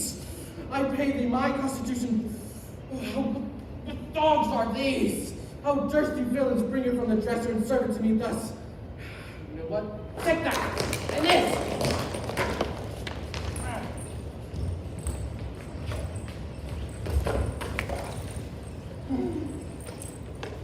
Heedless joltheads and unmannered slaves. What do you grumble? I'll be with you straight. I pray you, husband, don't be so disdained. That meat was well if you were so contented. I tell thee, Kate, the meat was dry and withered away. My constitution rules it against us. For it puts me in a foul and angry mood. And better that we both did fast. Since both of us are tempered hot enough without our roasted food to boil our blood. Be patient, tomorrow it shall be mended, and for this night we'll fast for company. Come, Kate. I will bring thee to my bridal chamber.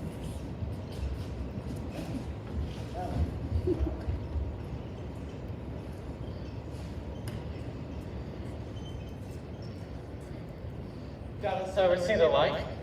She has no chance to be a shrew. He shrews her first. Where is he now?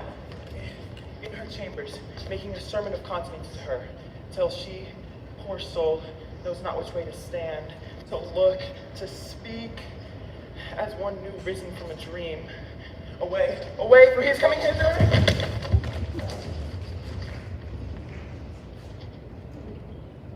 Thus have I politically begun my reign, and 'tis my hope to end successfully.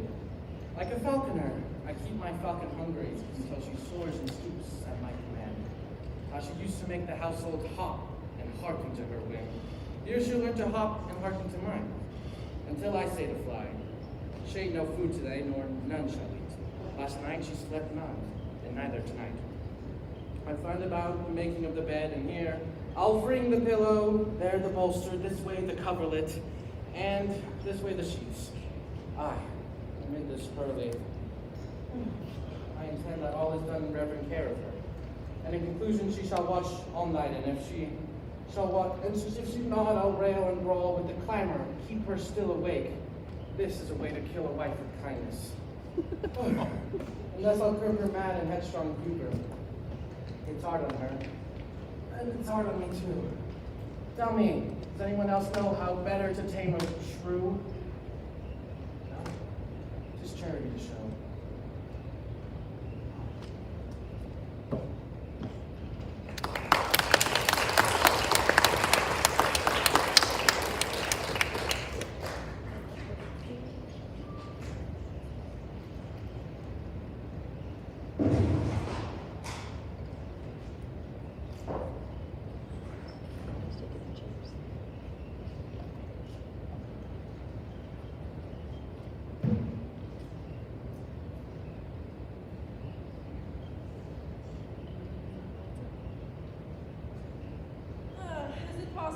Licio that Mistress Bianca fancy any other man but me. I tell you, sir, she bears me fair in hand.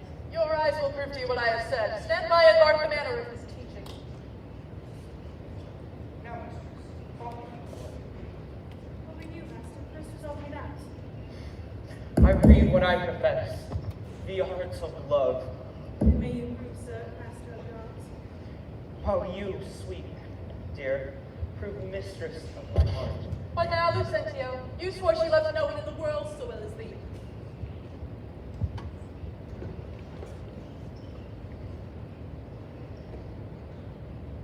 Oh, despiteful love and constant womankind! I tell thee, Licio, I am irate. And I tell thee, I am not Licio, nor a musician. Not as true. For I refuse to linger in disguise for the sake of a maid who scorns a gentleman and gives her love to such a vulgar knave. No, sir, that I am called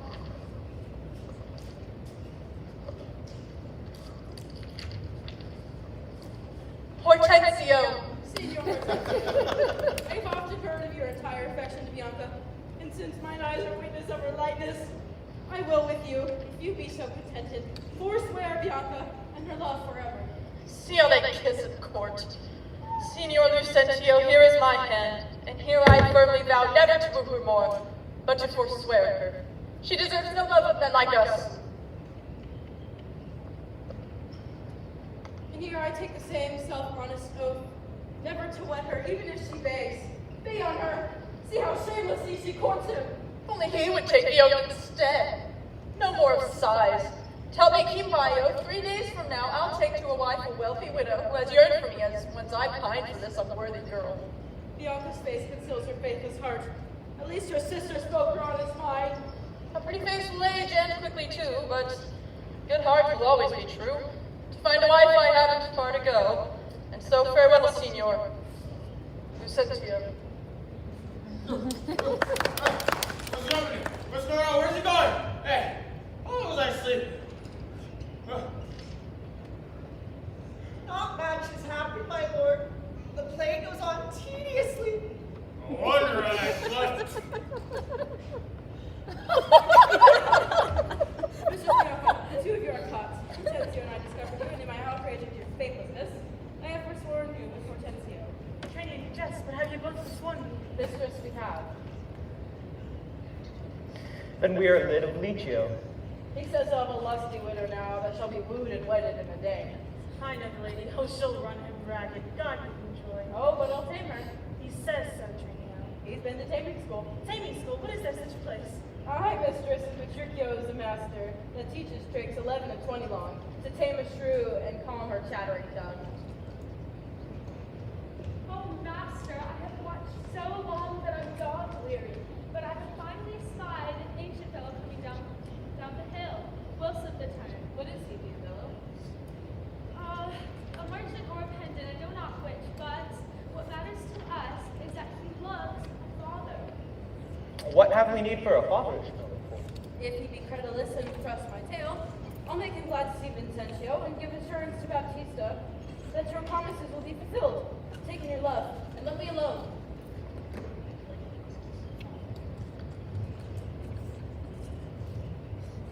God save you, sir. And you, sir, or ma'am, sorry. Are you welcome? How far on? Or are you at the farthest? I mean to stay here for a week or two, but then I mean to go as far as Rome and on to Tripoli, God lend me life. What city are you from, my friend? From Mantua. Of Mantua, ma'am.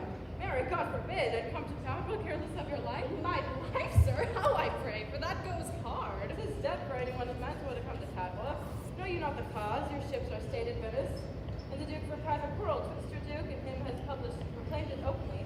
'Tis marvel but that you are openly due to come. You might have heard it, else proclaimed it out. Alas, sir, it is worse for me than so, for I have bills for money by exchange from Florence and must deliver them here. Well, ma'am, to do you courtesy, this I will do. And this I will advise you. First, tell me, have you ever been at Pisa? Ah, sir, in Pisa I've often been. Pisa renowned for brave citizens. Among them you know one Vincentio. I know him not, but I have heard of him, a merchant of incomparable wealth. She is my mother, sir. Sooth to say, in countenance doth one resemble you.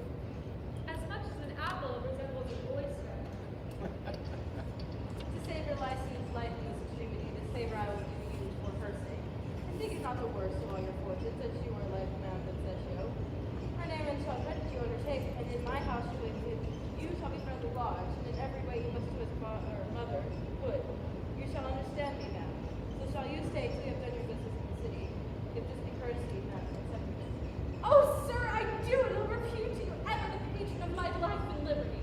Then go with me to make my matter good. This, by the way, I let you understand. My mother is here looked for every day to pass assurance in a dower marriage. Twixt me and one Baptiste's daughter here, in all the circumstances, all instruct me. Go with me to Pelagio. Making a fool of an old man? It's just not nice.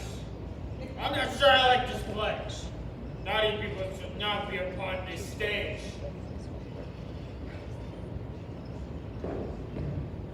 No, forsooth, I dare not for my life. The more am I wrong, the more his spine appears. What, did he marry me to famish me? Beggars that come unto my father's door entreat, and they are given food and alms. But I, who never knew how to entreat, nor never needed that I should entreat, am starved for food, giddy for lack of sleep.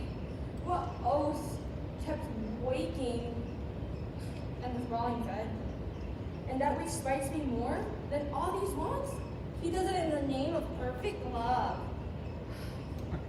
Because he says, if I should sleep or eat, for deadly sickness or else present death, so go, I beg you, get me some repose. I care not what, so it be. What say you to a neat's foot? Tis passing good. I freely we have it. I cannot tell. I fear it is choleric. What say you to a fat tripe, finely broiled? I like it well. Good groom, you'll fetch it. I fear it is too choleric of a meat. What say you to a piece of beef and mustard? A dish that I do love to feed upon. Aye, but the mustard is too hot a little. Why then the beef and let the mustard rest? Nay then, I will not. You shall have the mustard, else you get no beef and grumino. Then both, or one, or anything thou wilt. Why then, the mustard without the beef?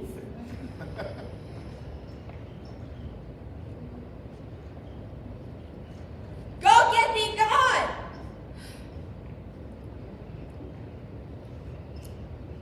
Thou false, deluding slave!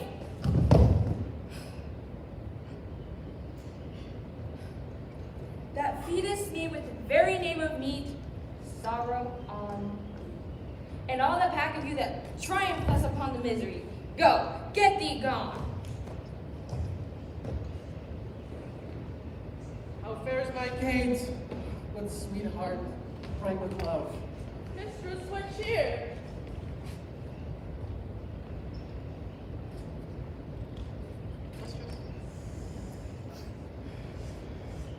Faith. What of thy spirits? Look cheerfully upon me. Ah! Dear love, thou seest how diligent I am to dress thee with meat myself and bring it to thee. I'm sure, sweet Kate, this kindness merits thanks. What? Not a word? Nay then, thou lovest it not, and all my plains is sorted to prove. Here, take away the dish. I pray you, let us rest. The poor servants is repaid with thanks, and so shall mine before you touch the meat. I thank you, sir. Signor Petruchio, fie, you are to blame. Come, Mistress Kate, I'll bear you company. Eat it all up, Hortensio. If thou lovest me, much good to the heart. Kate, eat apace. Thy gentle heart, I will return thee to thy mother's. Come on. We will turn and revel as bravely as the best with silken coats and caps and golden rings, with ruffs and cuffs and faringale and things, with scarfs and fans and double change drapery, with amber bracelet beads and all this knavery. What hast thou dined? The tailor stays thy leisure to deck thy body with ruffling treasure. Ah, come, tailor, let us see these ornaments. Lay forth the gown. Here is the cap your worship did bespeak. Why, this was molded on a porringer, a velvet dish, fee. 'Tis lewd and filthy. Why, 'tis a cockle or a walnut shell, a gnat, a toy, a trick, a baby's cap. Away with it. Come, let me have one bigger. I'll have no bigger.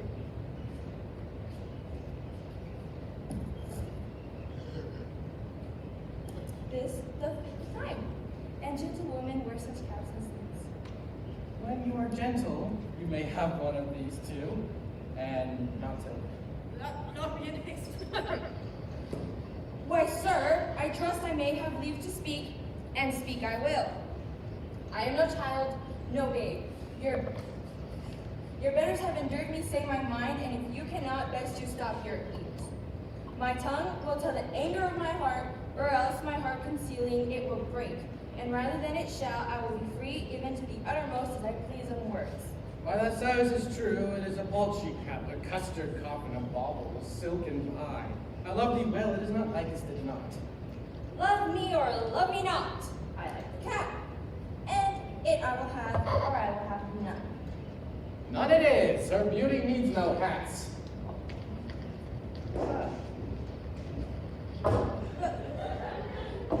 If I go hatless, it's a shame to me. Ah, the gown! Why, yes. Come, Taylor, let us see. Oh, mercy. Oh, what's this? A sleeve? Just like a cannon. What? Up and down, carved like an apple tart. There's a snip and a cut. And a slush and a slash that's been shaved by a drunken barber. What in the devil's name does I call this? I see she's like to have neither captain nor gown. You bid me make it orderly and well, according to the fashion and the times. Marian did, but if you remember, I did not bid you march to the time. There's more artillery than a gown. Find a regiment that needs it. We do not. I never dress my wife in trash. I never saw a better fashioned gown. More quaint, more pleasing, more commendable. You like me to make a puppet of me? Why, true. He means to make a puppet of me. Your worship says she means to make a puppet. O monstrous arrogance, thou liest, thou thread, thou nibble, thou 3 yards, thou half-quarter nail, thou flea, thou mint, thou winter cricket, thou graven in mine own house with a skein of thread. Away, thou rag, thou bolt, thou hack, thou ragman, thou shalt measure thy neck with thine own tape to stop thy prating. I will stop thy breath. I tell thee, that thou hast marred her gown. Your worship is deceived. The gown is made just as my master gave direction. Grumio gave order how it should be done. I gave no order. I gave him the stuff. But how did you desire it should be made? Mary, sir, with needle and thread. But did you not request to have it cut? Thou hast faced many things. I have. Face not me. Thou hast dressed many men. Address not me. I will neither be faced nor bear addressed. I commanded thy master should cut the gown, but I did not bid him cut it to pieces. Why, here is the note of fashion to testify. Read it. The note lies in her throat if she says I said so. Imprimis, a loose-bodied gown. Master, if I ever said loose-bodied gown, sew me up in the skirts of it and beat me to death with a bobbin of brown thread. I said a gown. Proceed. With a small compassed cape. I confess a cape. With a trunk sleeve. I confess 2 sleeves. The sleeves curiously cut. Oh, hey, there's the villainy. Air in the bill, sir, air in the bill. I commanded thy master should cut the gown and sew up the sleeves again. And that I'll prove upon thee, even though thy little finger be armed with a thimble. Thou knowest I tell the truth, and if I ever get a chance at thee alone, thou wilt have need of more stitches in your body than I sew in a week. I am for thee straight. Take out the bill, give me my measuring stick, and spare not me! Be fair, Grumio. Wilt thou fight an unarmed man? 'Tis the only kind worth taking. Do you take me for a fool? Well, I like them all the more for it. Well, sir, in brief, the gown is not for me. You were in the right, sir. Just for my mistress. Go, take it up into thy master's use. Not for my life. Take up my mistress's gown for thy master's use. Why, Sierra, what's your problem with that? Oh, the problem is thine, not mine. Take up my mistress's gown for my master's use. Oh, fee, fee, fee!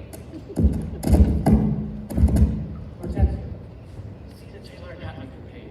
Go, take it in, be gone. Taylor, I'll pay thee for thy gown tomorrow. If take no unkindness of the say stewards. If he talks this way abroad, he'll ruin my business. Away, I say, commend me to thy master. Come, my Kate. We'll go to your mother's house, adorned in these honest, coarse, and common clothes. Our purses shall be proud our garments bore, for 'tis the mind that makes the body rich. What? Is the jade more precious than the lark because its feathers are more beautiful? But no, good Kate, neither are the worse. For this poor vestiture and mean array, if any count the shame is mine. And therefore, frolic, we will go at once, to feast and sport at thy mother's house. Go, bring our horses out, and saddle. Let's see, 'tis done some 7 o'clock I see. We'll reach your mother's house by noon. I dare assure you, sir. 'Tis almost 2. It will be supper time when we reach the house. It shall be 7 ere I mount a horse. Look, what I speak or do or think to do, you are still crossing it. Sirs, let it alone. I will not go today. Before I do, it shall be what clock I say it. Then the sky is very bright for 7. Why, so this gallant will command the sun.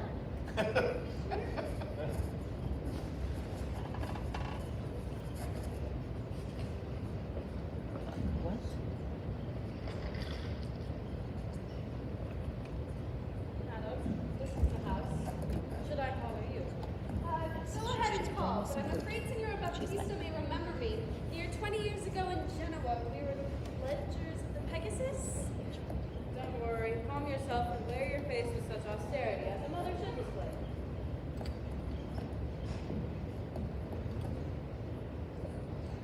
I promise. But, sir, here comes your boy. Can we really trust a boy so young to play his part? Have no fear, my friend. Sir Abiendello, do your duty thoroughly. I imagine it were the right Vincentian. The right Vincentio would be bloody. So I'll pretend a kind Vincentio. What hast thou done thy errand about, Baptista? I said your father was lately in Venice, and he arrived today in Padua. Here comes Baptista. Set your countenance, ma'am. Sir, ma'am, this is the gentleman I told you of. I pray you stand good mother to me now to be young for my brother. Sir, by your leave, having come to Padua to gather in some debts, my son Lucentio made me acquainted with a weighty cause of love between your daughter and himself. And for the good report I hear of you, and for the love he feels for your daughter, I am content in a good mother's care to have him matched. And if this please you, ma'am, no less than I, upon some agreement he shall find you ready and willing, with one consent, to have her so bestowed. Your plainness and your shortness please me well. Right, true is your son Lucentio. Here doth love my daughter. She loveth him, and therefore I say no more than this. Like that, a mother you deal with him, and pass by my daughter a sufficient dower. The match is made, and all is done. Your son shall have my daughter with consent. I thank you, ma'am. Where then should we affirm our bond in writing with witnesses? Not in my house, Lucentio. You know that pitchers have ears, and I have many servants. Besides, old Gremio is hearkening still, and I would not that we be interrupted. Then at my lodging, if it please you, tonight we'll pass the business privately. Send for your daughter by this journey here. My boy shall fetch the scrivener presently. I'm very pleased, Blondello. Get you home and bid Bianca make her ready straight. She'll ask, of course, so tell her what happened, that Lucentio's father has arrived in town, and how she likes to be Lucentio's wife. I pray the gods today with all my heart. Dally not with the gods, but get thee gone. Signor Baptista, shall I lead the way? I'll follow you.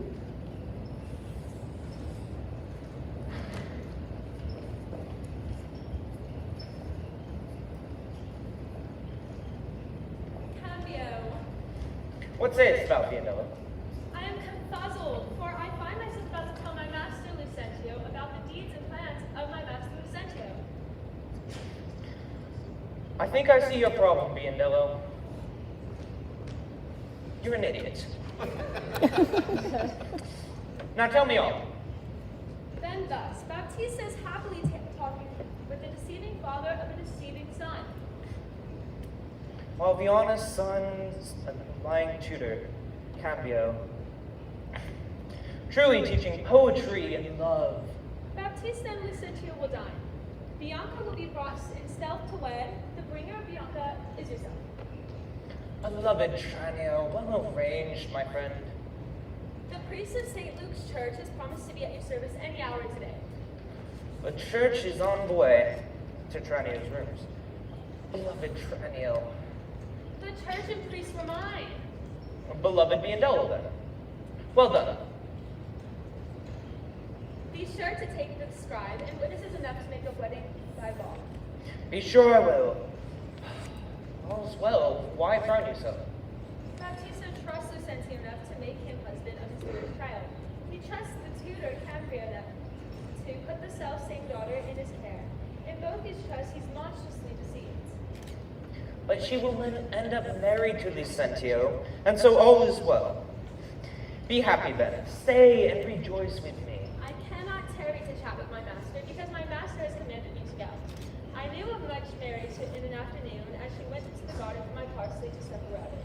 And so may you, sir, and so would you, sir.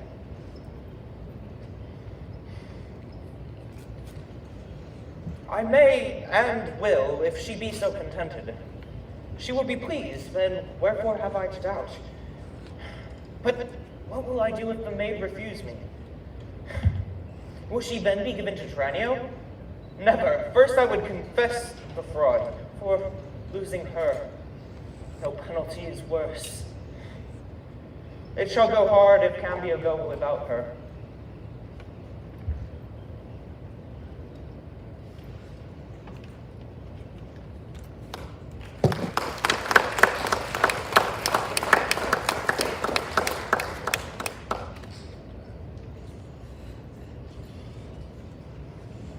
Come on and make haste. Once more toward our mothers. Behold, how bright and goodly shines the moon. The moon? The sun. It's not moonlight now. I say it is the moon that shines so bright. I know it is the sun that shines so bright. Nay, by my mother's son, and that's myself, it shall be moon or star, what I say. Behold, I journey to your father's house. Go on and fetch the horses back again. Cross and cross, nothing but cross. Say as he says, or we shall never go. Forward, I pray, since we have come so far, and be it moon or sun, or what you please. And if you please to call it a rush candle, henceforth, I vow, it shall be so very. I say it is the moon. I know it is the moon. Nay, then you lie. It is the blessed sun. Then saints be blessed. It is the blessed sun, but sun it is not when you say it's not, and the moon changes even as your mind. But you will have it named, even that it is, and so it shall be so Calvary. Tricio, go thy ways, thy field is won. Forward now, happy travelers.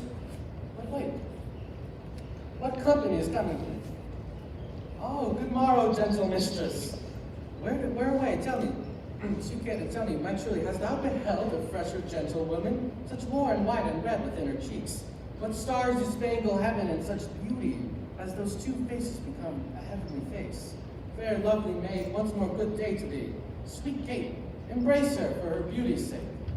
Young budding virgin, fair and fresh and sweet, whither away, or where's thy abode?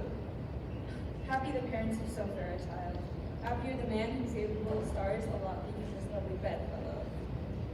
Why, how now, Kate? I hope thou art not mad. This is a man, old and wrinkled, faded, and not a maiden, as thou sayest it is. Who'll make a man mad to make a woman of him? Pardon, old father, my mistake in eyes. I've been so dazzled by the sun that everything I look on blurs and softens. Now I perceive thou art a reverend father. Pardon, I pray thee, for my mad mistake. Do good, old Grandshire, and withal make known which way thou travellest, if along with us we shall be joyful with thy company. Fair sir and my merry mistress, thou with your strange account encounter much amazed me. My name is called Vincentio. I dwell in Pisa, and bound I am to Padua, there to visit a son of mine which long I have not seen. What is his name? Vincentio, the gentle servant. Happily we met, and happier for thy son, and now by law as well as patronage I may entitle thee for my loving father. I know thy son, and by that this hour he should be married to thy sister, thy wife. Married? This is how I learned of it. Grieve not, for she is held in high esteem, for dowry wealthy and worthy birthright. For grace and beauty she will match, at least the spouse of any noble gentleman. Let me embrace thee with old Vincentio, and travel now to see thy honest son, who will of thy arrival be joyous. But is it true? You must forgive my doubt remembering the way you greeted me. Is it not your way to jest with whoever you meet? I do assure thee, madam, thy son is wed. Come along with us and see the truth for yourself. Well, Petruchio, this has put me in heart. If my new wife should flout me, never doubt, I'll not be shamed nor moan, nor blame her, for like Petruchio, I'll tame her.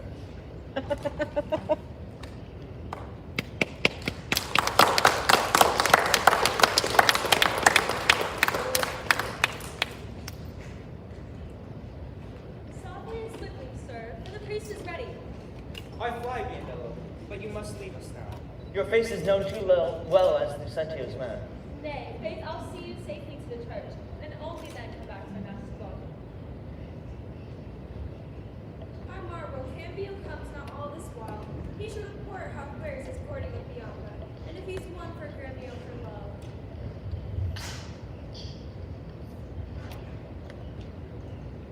Sir, here's the door to Lucentio's house.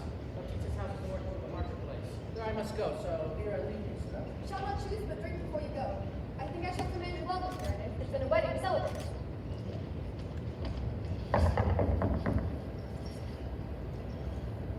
They're busy within. You must knock louder. Who knocks? Is it to batter down the gate? Is Senor Lucentio within, sir? He is within, sir, but not to be spoken withal. What if the man bring him 100 pounds or two to take Mary withal? Keep your 100 pounds to yourself. You shall leave none alongside of him. Nay, I told your son was well beloved in Padua. I grant you. Tell me, Signor Lucentio. Tell me his father's name. If I come from Pisa and is here at the door to speak with him. Thou liest! His father came yesterday to Padua and is here now looking out the window. Art thou his father? Aye, so the nurses didn't get mixed up at birth. Why, how now, gentlemen? Why, this is flat knavery, to take upon you another man's name. Lay hands on the villain. I believe he means to swindle somebody in this city under my name. Come hither, boy. Be quick about it. I hope I may choose to come and go myself. When does this servant dare to speak like this? A servant I am, but not to every stranger on the street. Come here, you rogue. Have you forgotten me? Forgotten you? I've never seen you in my life. Put you notorious villain, because thou never see thy master's mother Vincentio. Oh, my old worshipful master, Vincentio. See where he looks out the window. It is so indeed. Oh, help! Help! The men are here to murder me! Help, son! Help, Senor Batista! For the gate. Let's stand aside to see the end of this. Who are you that dares be my servant? Who am I, sir? Nay, who are you? Oh, fine villain, a silken doublet, a velvet hose, a scarlet cloak, and a co-captain hat. Oh, I am undone, I am done. Why, I play the good wife at home, my son and my servant spend all at university. Oh, now, what's the matter? What, is the man a lunatic? Ma'am, you seem a sober, ancient woman by your habit, but your words show you a mad woman. Wait, what concern it is of yours if I wear pearl or gold? I thank my good mother I'm able to maintain it. Thy mother? Thy villain, she's a sailmaker in Bergamo. You mistake, sir. Pray, who do you think he is? I've brought him up since he was 3 years old. His name is Tonio. Away, not us. His name is Lucentio, and he is mine only son, and heir to the lands of me, Signor Vincentio. Lucentio? Oh, he's murdered his master. Lay hold on him. I charge him in the Duke's name. Tell me, thou villain, where is my son Lucentio? Call forth an officer and send this man naked to the jail. Father Baptista, back me up on this. Stay! Carry him into the jail. Stay, officer. He shall not go to prison. Talk not, Signor Gremio. I say he shall go to prison. Take heed, Senor Baptista. Let you be swindled in this right business. I dare swear this is the right Vincentio. Swear if thou darest. Nay, I dare not swear it. If that were best, I am not the real Lucentio. Yes, I know thee to be Signor Lucentio. Away with the daughter, to the gallows with him. Those strangers must be hailed and abused, O monstrous villain. Oh, master, the plan is spoiled. We are unmanned. There he is. Deny him or we're all undone. Pardon, sweet mother. Lives my sweet son. That's an honest boy. I've done with all this deception. Pardon, dear mother. How hast thou offended? Where's Lucentio? Here is Lucentio, right son unto the right Vincentio, that have by marriage made thy daughter mine, while counterfeits deceive mine eyes.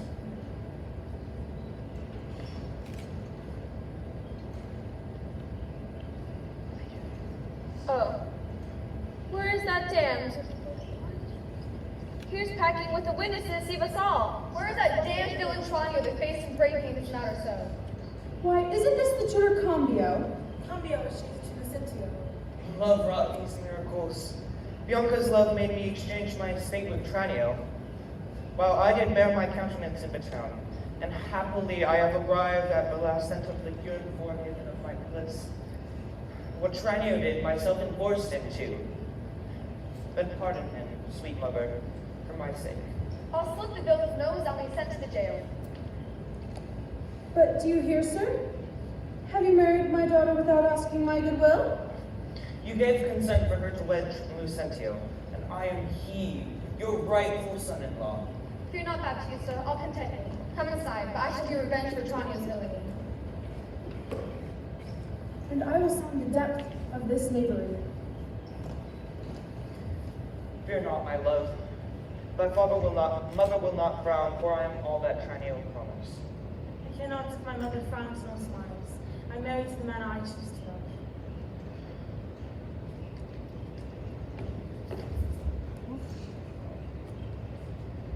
My bread is burnt, but I'll go join the feast. No bride, but I'll have roast beef at least. Husband, let's follow to see the end of this group. First, kiss me, Kate, and we will. What? In the midst of the street? Art thou ashamed of me? No, sir. I forbid. But ashamed to kiss. All right. All right, Romeo, let's go. Nay, I will give thee a kiss.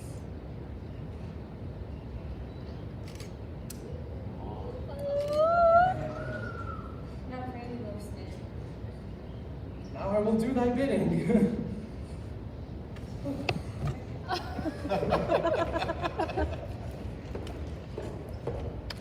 I'm going to. But my noble lord, the beast is only in the play. Why is there only the play for me? Give me a part. I can do it as better as any of these. Think you so, my lord? Then take my part in the final scene. What part is that? Oh, why, the widow who married Hortensio. Will you make a woman out of me? Play the part or not, it's all one to me. Well, the lad like you can play the woman, so can I. Get me a dress. Make a lady of me. Write me out my part. Why, can you read, my lord? As well as any man. I went to school. I have my letters. Your letters and 9 pints of my ale. Oh, it's my Hackett, the angry Ella from my dream.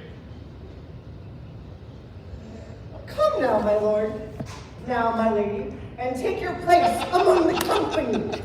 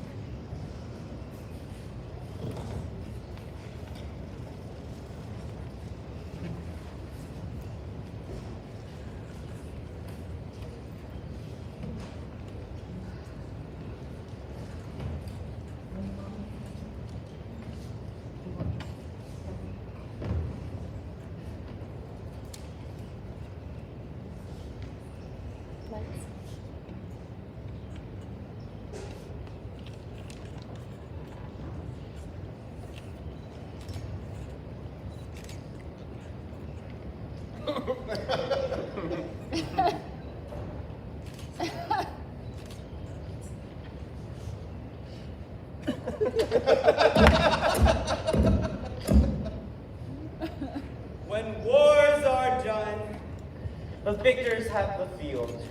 Let neither spite nor gloating mark of peace. We smile at near escapes, at stratagems, and recognize them for what they were.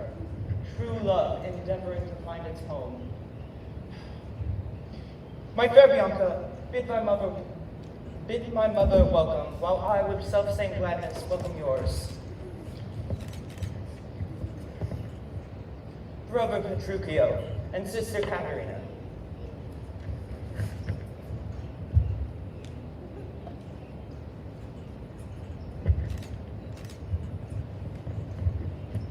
And thou, Hortensio, with thy new wed widow, welcome to my house. At table sit. Let's fill ourselves with food and tales of love. Nothing but sit and eat and eat. Padua affords this kindness, son Petruchio. Padua affords nothing but what is kind. For both our sakes, I would that word were true. Hortensio, unless I am mistaken, thou hast taken secret fear of thy widow. I'm not afraid, so he can't catch fear from me. You are very sensible, yet you miss my sense. I mean, Hortensio is afraid of you. Yes, J.C. thinks the world turns around. Roundly replied. Mistress, how mean you that? He got it backwards. Just like conceive of me. Conceives of me? How likes Hortensio that? My widow says that she conceives her tale. Very well mended. Kiss him for that. Good widow. He that is giddy thinks the world turns round. I'm here. Tell me what you meant by that. Your husband being troubled with a shrew measures my husband's sorrow by his woe. And now you know my meaning. A very mean meaning. Right. I mean you. The meaning that means us both. To her, Kate. To her, widow. 100 marks, my Kate will put her down. Put her down. That's my office. Spoke like an officer. Hail to thee, lad. How likes thou Grumio, these quick-witted folks? Believe me, sir, they vote well together. When heads are set to butting, it is time to butt rest by retiring from the wine. If Mr. Spine has that awakened you. Let those who dig too freely in the butt heads, I'll go to bed with my two sisters. My sister fears our darts come too near. Call you those darts? I saw only noodles. Come with me, ladies. Let us hide from men whose arrows fly so limp and wide. How can I battle a foe who leaves the field?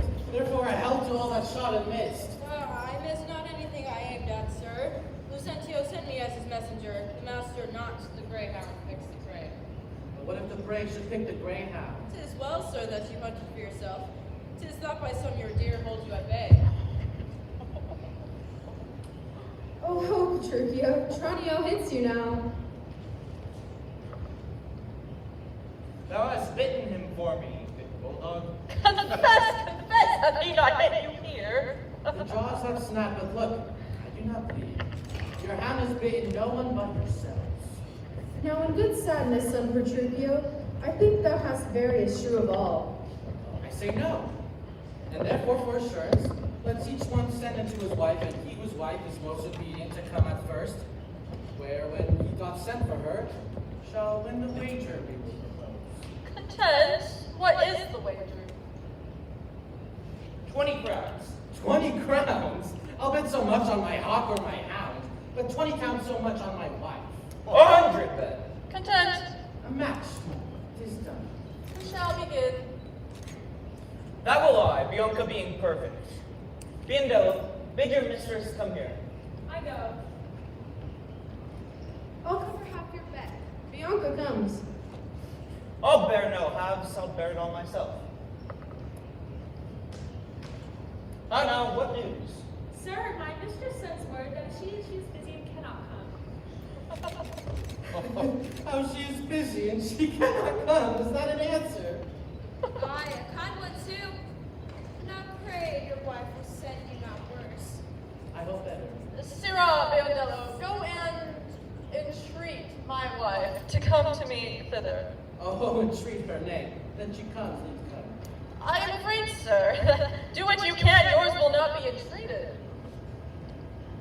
She says you have some goodly jest in her. She she will not come. Oh, vile and intolerable to not be suffered. Sir Grumio, go to your mistress. Say I command her to come to me. Yes, sir. I know his plot. He expects she'll come and knock crop upon his crown.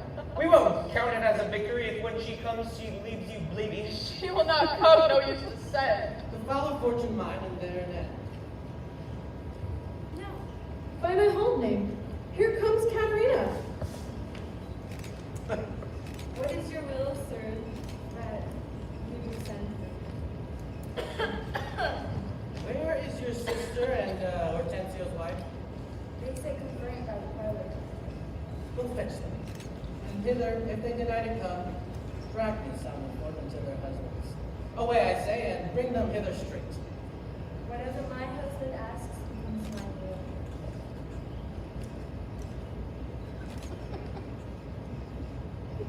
Here's a wonder if you speak of a wonder. And so it is. I wonder what it bodes. Peace it bodes, and love and quiet life. Two lunatics made one. Not one sane. Now fair befall thee, good Petruchio, the wager thou hast won, and I will add unto their losses 20,000 crowns, another dowry to another daughter. For she has changed, and she has never been. Nay, I will win my wager bet again, and show more sign of her obedience, her newfound virtue and obedience. See where she brings your disobedient wives as prisoners to her womanly persuasion.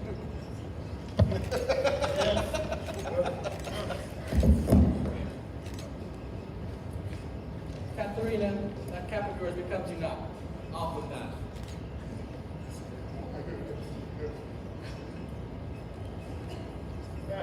Lord, let me never have to cause to sign till I be brought to silly pass. Fine, what a foolish duty part of this. I would your duty were as foolish also. The wisdom of your duty, fair Bianca, hath cost me 100 crowns since supper time. The more fool you for betting on my duty.